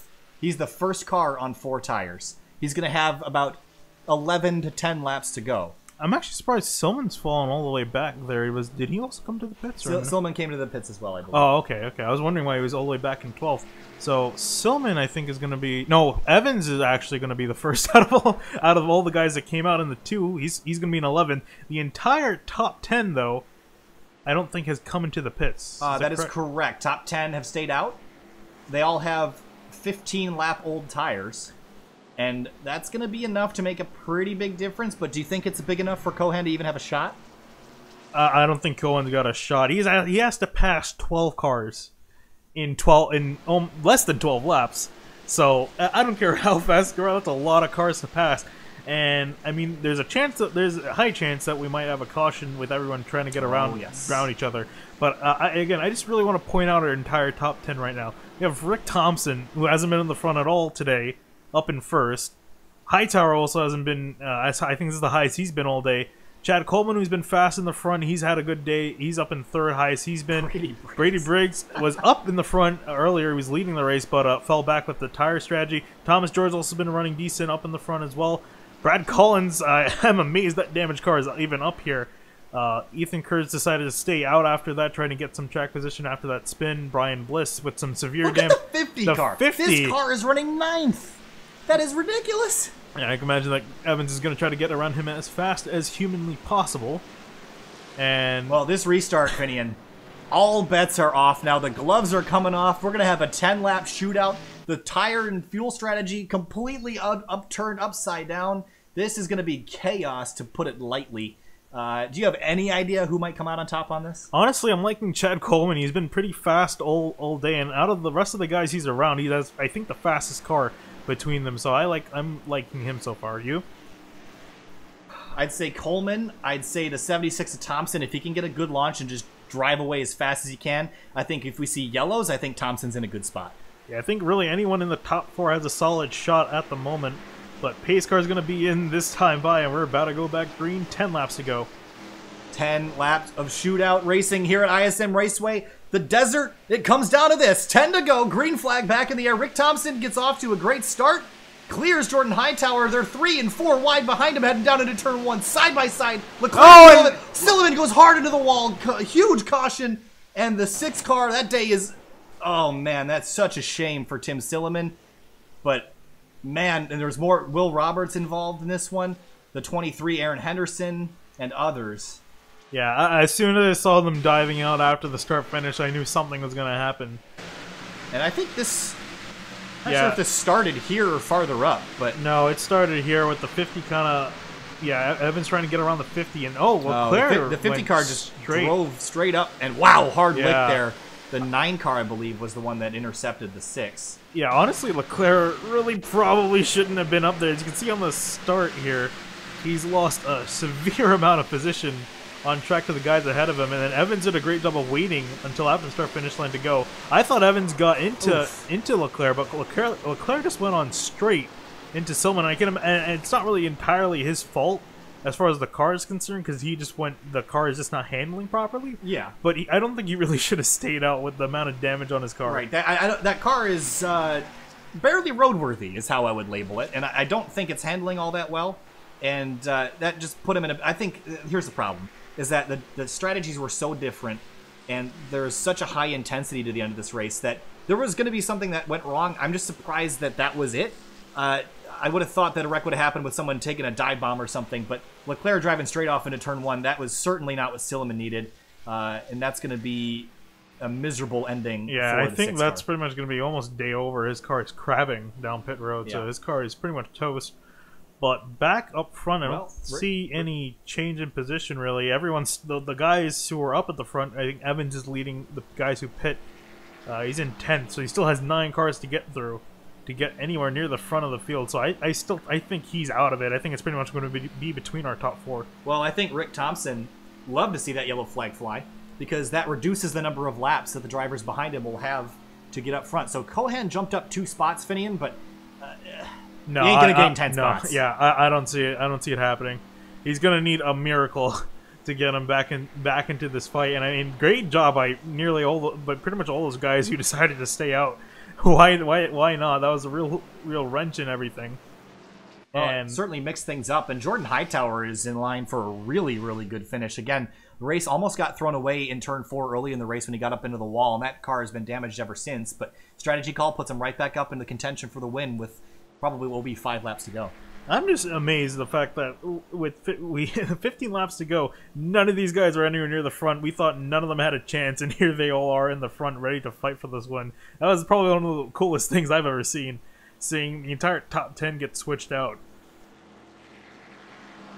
Well, we saw the strategy play not work earlier, but that was because it followed by a green flag run. You're guaranteed probably 5 laps now. Yeah, and I mean, also with these guys, I think, yeah, so one thing to also note, if a caution does come out, it's pretty much going to be race over. It's going to be race over. So that's what ideally Rick Thompson will. We're going to be 4 to go, Finian. Oh, yeah, this caution I think might have gotten extended or something. So or it'll definitely be race over if the caution comes out. So it's going to be checkers or wreckers at this point. Yeah, so which is going to be either a good thing or a bad thing depending on who ends up getting spun. I bet you Rick Thompson. I say right now Rick Thompson gets win number 2 on the season. I kind of hope he does. I think it would be fantastic for him to get another win. Well, I just think here's the thing. Rick Thompson's quick. I think he could outrun these guys. The only car that I think is really competitive with him is probably Chad Coleman in the 30. I just don't think that we're going to make it through turn 2. Well, there's only one way we're going to find out. We're going to find out in about a lap. It's not. Let me clarify that. It's not a knock on the driving here. No. It's just when you put 10 cars that have horrible tires in front of 20 cars that have great tires. Yeah. It's just never going to end well. It doesn't end well in real life. It doesn't end well in road racing. It doesn't end well in oval racing. It's just going to be a mess here. I think what Rick Thompson can do to make sure that this happens is get a good launch. Don't mess up turn 1. Drive off into the sunset. I say he gets win number 2. All right. Well, he better hope so. He's probably going to pray that a caution comes out because that'll be ideally the ideal situation for him. But yeah, I'm really interested to see because honestly, it's kind of up in the air again, unless a caution comes out of who's going to win this race. Well, it'll be 4 laps to go here in Avondale, Arizona, and the tempers have been flaring tonight. We've seen heat on the racetrack and heat in the drivers as we get ready to go for a 4-lap shootout. Rick Thompson, Jordan Hightower, Chad Coleman, Brady Briggs, Thomas George, your top 5. And Finian, it's going to get spicy as we head down into turn 1. We'll just have to keep an eye on the midfield. Gonna have to keep an eye on every single car in this track, honestly. We'll probably go blimp cam for the restart just to get a decent idea of what's going on as we head through turns 3 and 4. And you know what? I think Chad Coleman and Jordan Hightower know that this is probably going to end under yellow. I expect them to be very, very, very aggressive. Yeah, I think everyone's pretty much, it's going to be all thrown out here. But as we cut to the blimp cam and these guys pace it out, Thompson's going to jump out and green flag's back in the air. All right, let's keep an eye on the red car. Nick Cohan there towards the rear of, or the right side of your screen. Looks like we will make it through down to turn 1. And it looks like we're going to make it through turn 2. Everyone giving some sort of room. Look at Cohan all the way down. And right against the wall. Yeah, you see Evans now side by side with the 67, and I can't see who that is on the outside. That's the Ada McBride who didn't decide to pit, so now he's moved up some positions, but still battle up front here. 3 laps to go. Andrew Cardinale looking to the inside. Here comes Cohan down to the inside. Does he get it, anybody? A little bit of a door to Brad Collins there. And there's a lot of cars. Caution out. 87 spins, or 67, excuse me, and caution is out. Race is over. And Rick Thompson is victorious here at the ISM Raceway. And Jordan Hightower comes home with a solid 2nd place finish. Nick Cohan battled back for a 7th. I was going to Nick Cohen battle after 7th. Evans is somehow in 5th. He jumped a lot of positions on those 2 laps he went racing, so great job by him. Let's get a look. There was just so many cars here, Finney. Let's break this wreck down. Yeah, I mean, just everyone fighting for position. No one to really blame. You see Cohan give a little shot here mid-corner. We're 4 wide. That was never going to work. We got contact from McQuistion there on corner exit and looped him around, and that was all it took. And I mean, again, you have guys going at completely different speeds because you have guys on fresh tires, guys on who didn't take any tires the last time by. So it's bound to happen. But I mean, those guys kept it clean for about a lap and a half, and I think that's more than anyone could have hoped for. Yeah, that was about as good as it was going to get. And it got pretty good. So unfortunately, they weren't able to run out to the green. But I mean, Thompson did a great job of holding off Hightower for as long as he did. What a strategy call. Yeah. I mean, for all these guys. I mean, look at Thompson, Hightower, Coleman, Briggs, George. Yeah. Kurtz. Honestly, that entire top 3, or I can say most of that top 10, we would have never expected half of them to be there. really. Except, I guess, towards the end. More of the top 5, really. None of those guys to be in any of the positions we thought they were going to be in. And yeah, that was a fantastic job. Well done strategy play. The cautions helped. Nick Cohan managed to make up 6 spots in basically a half a lap of racing. So, you know, had we gone green from that 15-lap run, we might have seen him at least get a top 5. But I think Cohan's going to be disappointed in that finish. Yeah, I think it just, again, came down to strategy, and some guys playing it better than others. That last caution, I think, on the caution beforehand with involving Silman and the 50 of Leclerc really kind of threw anything that Evans would have had, because I think Evans might have actually been able to catch up with the time he had. I just completely underestimated how much the tires would be quick and how much he was able to pass in that amount of time. But no matter that, the 76 of Rick Thompson is going to come home and take his 2nd win of the season. That 76 car will see victory lane a 2nd time. Jordan Hightower, a 2nd week consecutively in the top 3. Chad Coleman, a solid finish in that number 30 car. Brady Briggs, strategy call didn't work out early, but it worked late. Greg Evans will come home 5th and salvage what could have been a lot worse of a day. Thomas George, 6th. Nick Cohan, disappointing in 7th. Yeah, and then we have Ethan Kurtz 8th. Gabriel Perry brings it back to 9th, and Johnson's going to round out our top 10. Wow, so a crazy end to the race here. Cardinale given a congratulatory bump. I think you'll see the same from Cohan here as well. That's classy there, especially after losing a race like that. And see Perry doing a little burnout there on the front straight, but another congratulatory bump from the 23 of Aaron Henderson. But it's going to be Rick Thompson. He's going to line up at the start-finish line, and he's going to... There he is. He's going to burn them out. U.S. Air Force in victory lane here on that beautiful Ford Fusion for Rick Thompson. We saw him in victory lane at Daytona. We saw him run, we have some pretty decent runs, but just hasn't really had the pace and didn't really have it today either. But just a great strategy call played out in his favor. The late race yellows obviously helped and came home victorious here for the 2nd time. So now we have 2 multi-race winners here this season in race number 5 or 6. Excuse me. Yeah, so that's going to be 2 wins for Rick Thompson and 2 wins for Greg Evans. And just again, it just really just shows that you can't win a race on pure pace. You need some strategy calls in there, and just looking at that top 5 just tells you everything there. Yeah, the only car that was consistently running up front the whole race was Greg Evans in the 2, so he'll salvage a 5th. Of course, Nick Cohan in 7th. Gabriel Perry came home 9th, pretty decent finish for him, and Timothy Johnson's got to be disappointed in the 10th. Yeah, definitely so. And as it ticks over into 11th place, there we have Rhett McBride, who didn't come in on the pit, so he fell back some position. McQuistion's going to finish 12th. Cardinale 13th.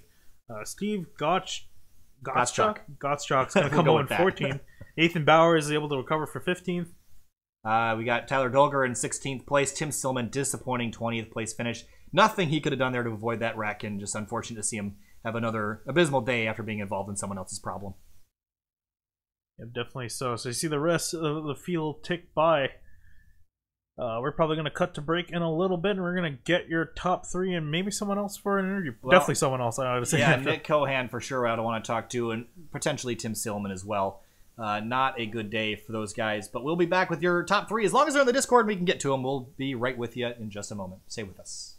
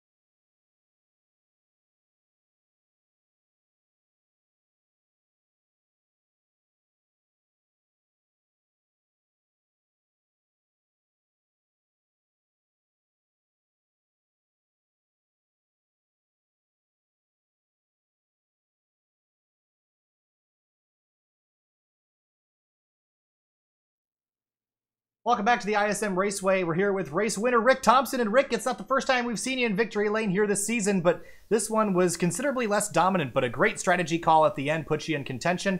Tell us about the decision to stay out there with 15 laps to go. Yeah, well, honestly, all night it was really hard to pass when you had somebody in front of you. It was just really difficult to get that track position. And so at the end, when that yellow came out, I told my whole team, I was like, I'm staying out. I don't care who pits in front of me. I'm staying out for this thing till the end because I don't want to lose this track position. And honestly, I was shocked that everybody in front of me pitted. So when everybody went in, I was like, okay, I guess I'm going to see how this thing goes from here. Well, certainly, it seemed like it was tricky to pass, but we saw a couple long green flag runs, and the tires started to wear out and the action started to pick up. So was it really, did you feel like it was easier to pass late in a run or right on a restart? I felt like it was easier to pass towards the end of the run, actually, because guys started to get a little loose. They had to take care of their stuff a little bit more. They couldn't like diving in as hard and hold onto the line as easy. And so it was kind of hard. It was kind of easier to get your line going and get in a groove and a rhythm, because it's really a rhythm track for Phoenix. All right, Rick. Well, certainly a successful day here in Avondale, Arizona. We're glad to see you back in victory lane after your Daytona win. Thanks for talking to us, and we'll see you next week. Good luck out there. Yeah, thanks, guys. If you don't mind, I just want to throw out a shout-out to my team real quick. My teammates, Brad Collins and Casey Campbell, both here tonight. They both helped me out through the whole thing, kind of kept me calm at the end there. And to Rigshare for sponsoring the series, to the admins, Will and all his crew up there. They do a great job running the series. We enjoy ourselves every time we're out here, and you guys, of course, for broadcasting. We definitely 100% appreciate what you guys do too. So thanks a lot, guys. Thanks a lot, Rick. We'll talk to you later.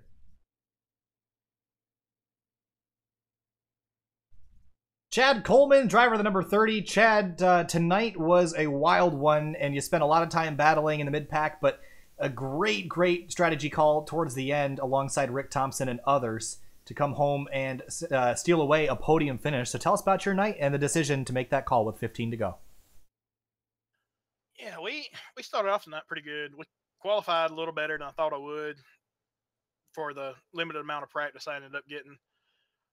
And then we had our first pit stop, and I was a little bit too far left, so I came back out towards the back and had to make up some time. We come towards the front right there, got back up somewhere in the top 10 or so, and then just kind of got stuck around 6th or 7th. And the decision right there at the end for me was an easy one. There was going to be, 15 or so laps to go. Once the tires cool back down, the car would take off pretty good after that first lap. And I didn't think any of the guys that pitted, if we'd had, we ended up getting 8 or 10 guys stay out behind us. So I knew the guys that pitted, they weren't going to have time to come back up through. But so I wish we would have got that last caution. I feel like if it would have kept going right there, maybe I could have cleared Jordan and maybe got after Rick. I asked Rick Thompson the same question. Did you think it was easier to pass right on the restart using the dog leg, or was it easier to pass once the tires had kind of worn themselves out later in the run? It depends on the way you run your car. Like if you ran really hard on restarts, you would burn your stuff up, and then you'd have guys falling back. So if you saved a little bit of tire, you could it was easier to pass on the long run. But as far as like a restart, whenever you bunch them up, everybody's bunched up. Get them when you can. All right, Chad. Thanks for talking to us, and congrats on that 3rd place finish. And we'll see you next week. Yeah, thanks, guys. No problem.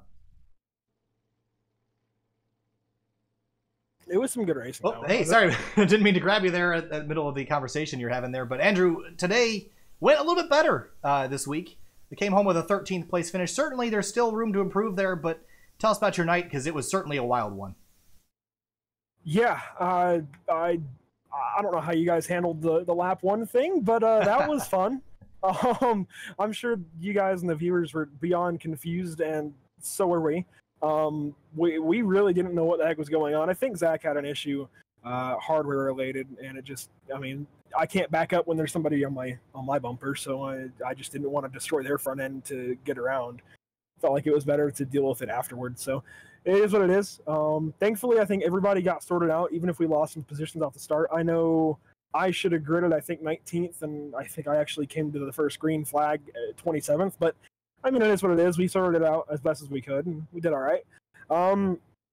But man, you guys got treated to a show. I'll tell you what, there were some cautions and there were some questionable things out there, but that was a great race, I think, from the cockpit for everybody out there, at least as far as the track goes, the car goes. It was really fun.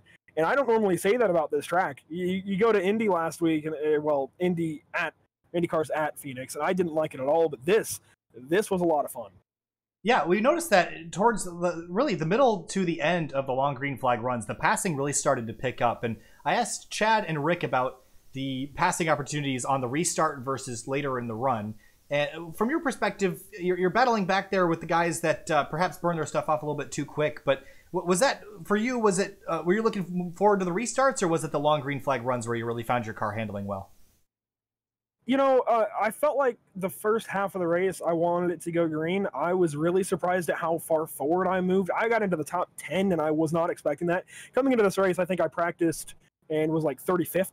I wasn't expecting to be top 10 by halfway. So, I mean, towards the first half, I definitely wanted it to just go green, give me a chance to pass these guys who burned their stuff up way too quick. But there's really a stark difference between the start of the race and the end, with how much rubber these cars put down, because we're so loose, but we're also so tight at the same time that the rear is putting rubber down, the front is putting rubber down, and we just rubbered this place up so quickly that there's such this stark difference. And it happened at Bristol too, to where at the end of the race things were completely different. I actually, aside from the last couple of restarts, because I pitted and I think that was a bad move, quite clearly, I lost some spots, but I think at the end I was a little more down for restarts, and then of course I come in with like 10 to go and we get a caution right after that, and that totally ruins that. But I mean, it was a lot of fun.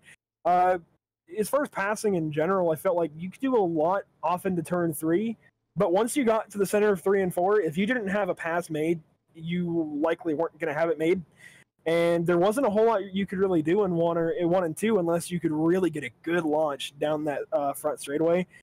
And from 2 to 3, it was really just a matter of playing the dog leg right. It was really tough for me, at least, and I generally like to play the exit of the corner a lot. That way you can get that big launch down the straightaways. It wasn't happening. I couldn't slow that car down at all for anything. I don't know if brake heat comes into play, in these virtual cars. Hopefully it does, because that, increases the realism. But I could definitely tell I could not get the front to rotate with how hard I had to enter the corner to try and keep up with people. It was a weird one. I had to change my driving style up for sure, but it was really, really exciting. All right, Andrew, well, thanks for talking to us. And pretty decent finish for you. Survived all the chaos and came home with a 13th place. We'll talk to you next week. Yeah, for sure. This is a great points opportunity, and I'll see you next week. All right, thanks for talking to us.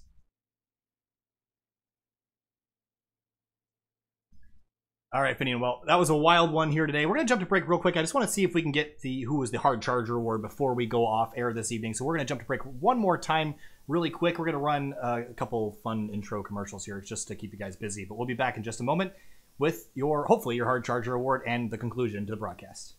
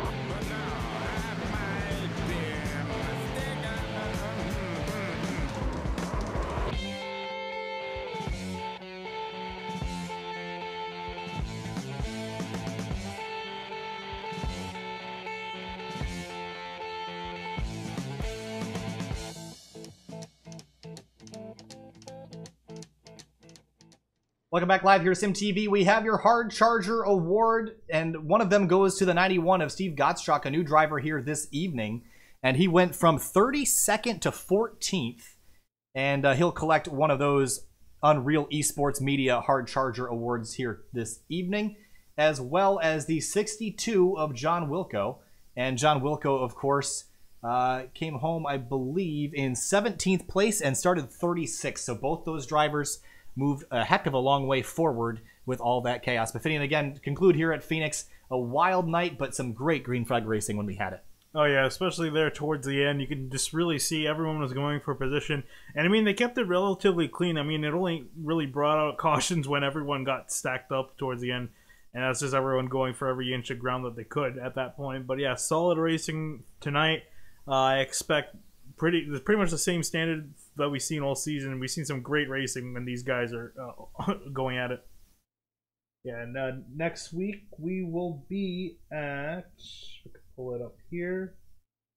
Should be at Charlotte. So. Oh, that's right. Charlotte. 200 laps at Charlotte. A long race there. Yeah. So Charlotte Motor Speedway next week. We're going back to the home of NASCAR in North Carolina. But thanks for sticking with us out here in the West in Avondale, Arizona. It's been a good one. 156 laps. And the number 76 of Rick Thompson came out on top with his second victory of the season here at the ISM Raceway. Thanks for sticking with us here for Sim TV, and again, we'll be here on Thursday night with the Scars Ferrari Challenge from Laguna Seca, and then we have the season ender for Hardline Cup Series racing on Friday from Atlanta Motor Speedway, and then Sunday night we got more 3-wide Cup Series action, round 2 of their playoffs.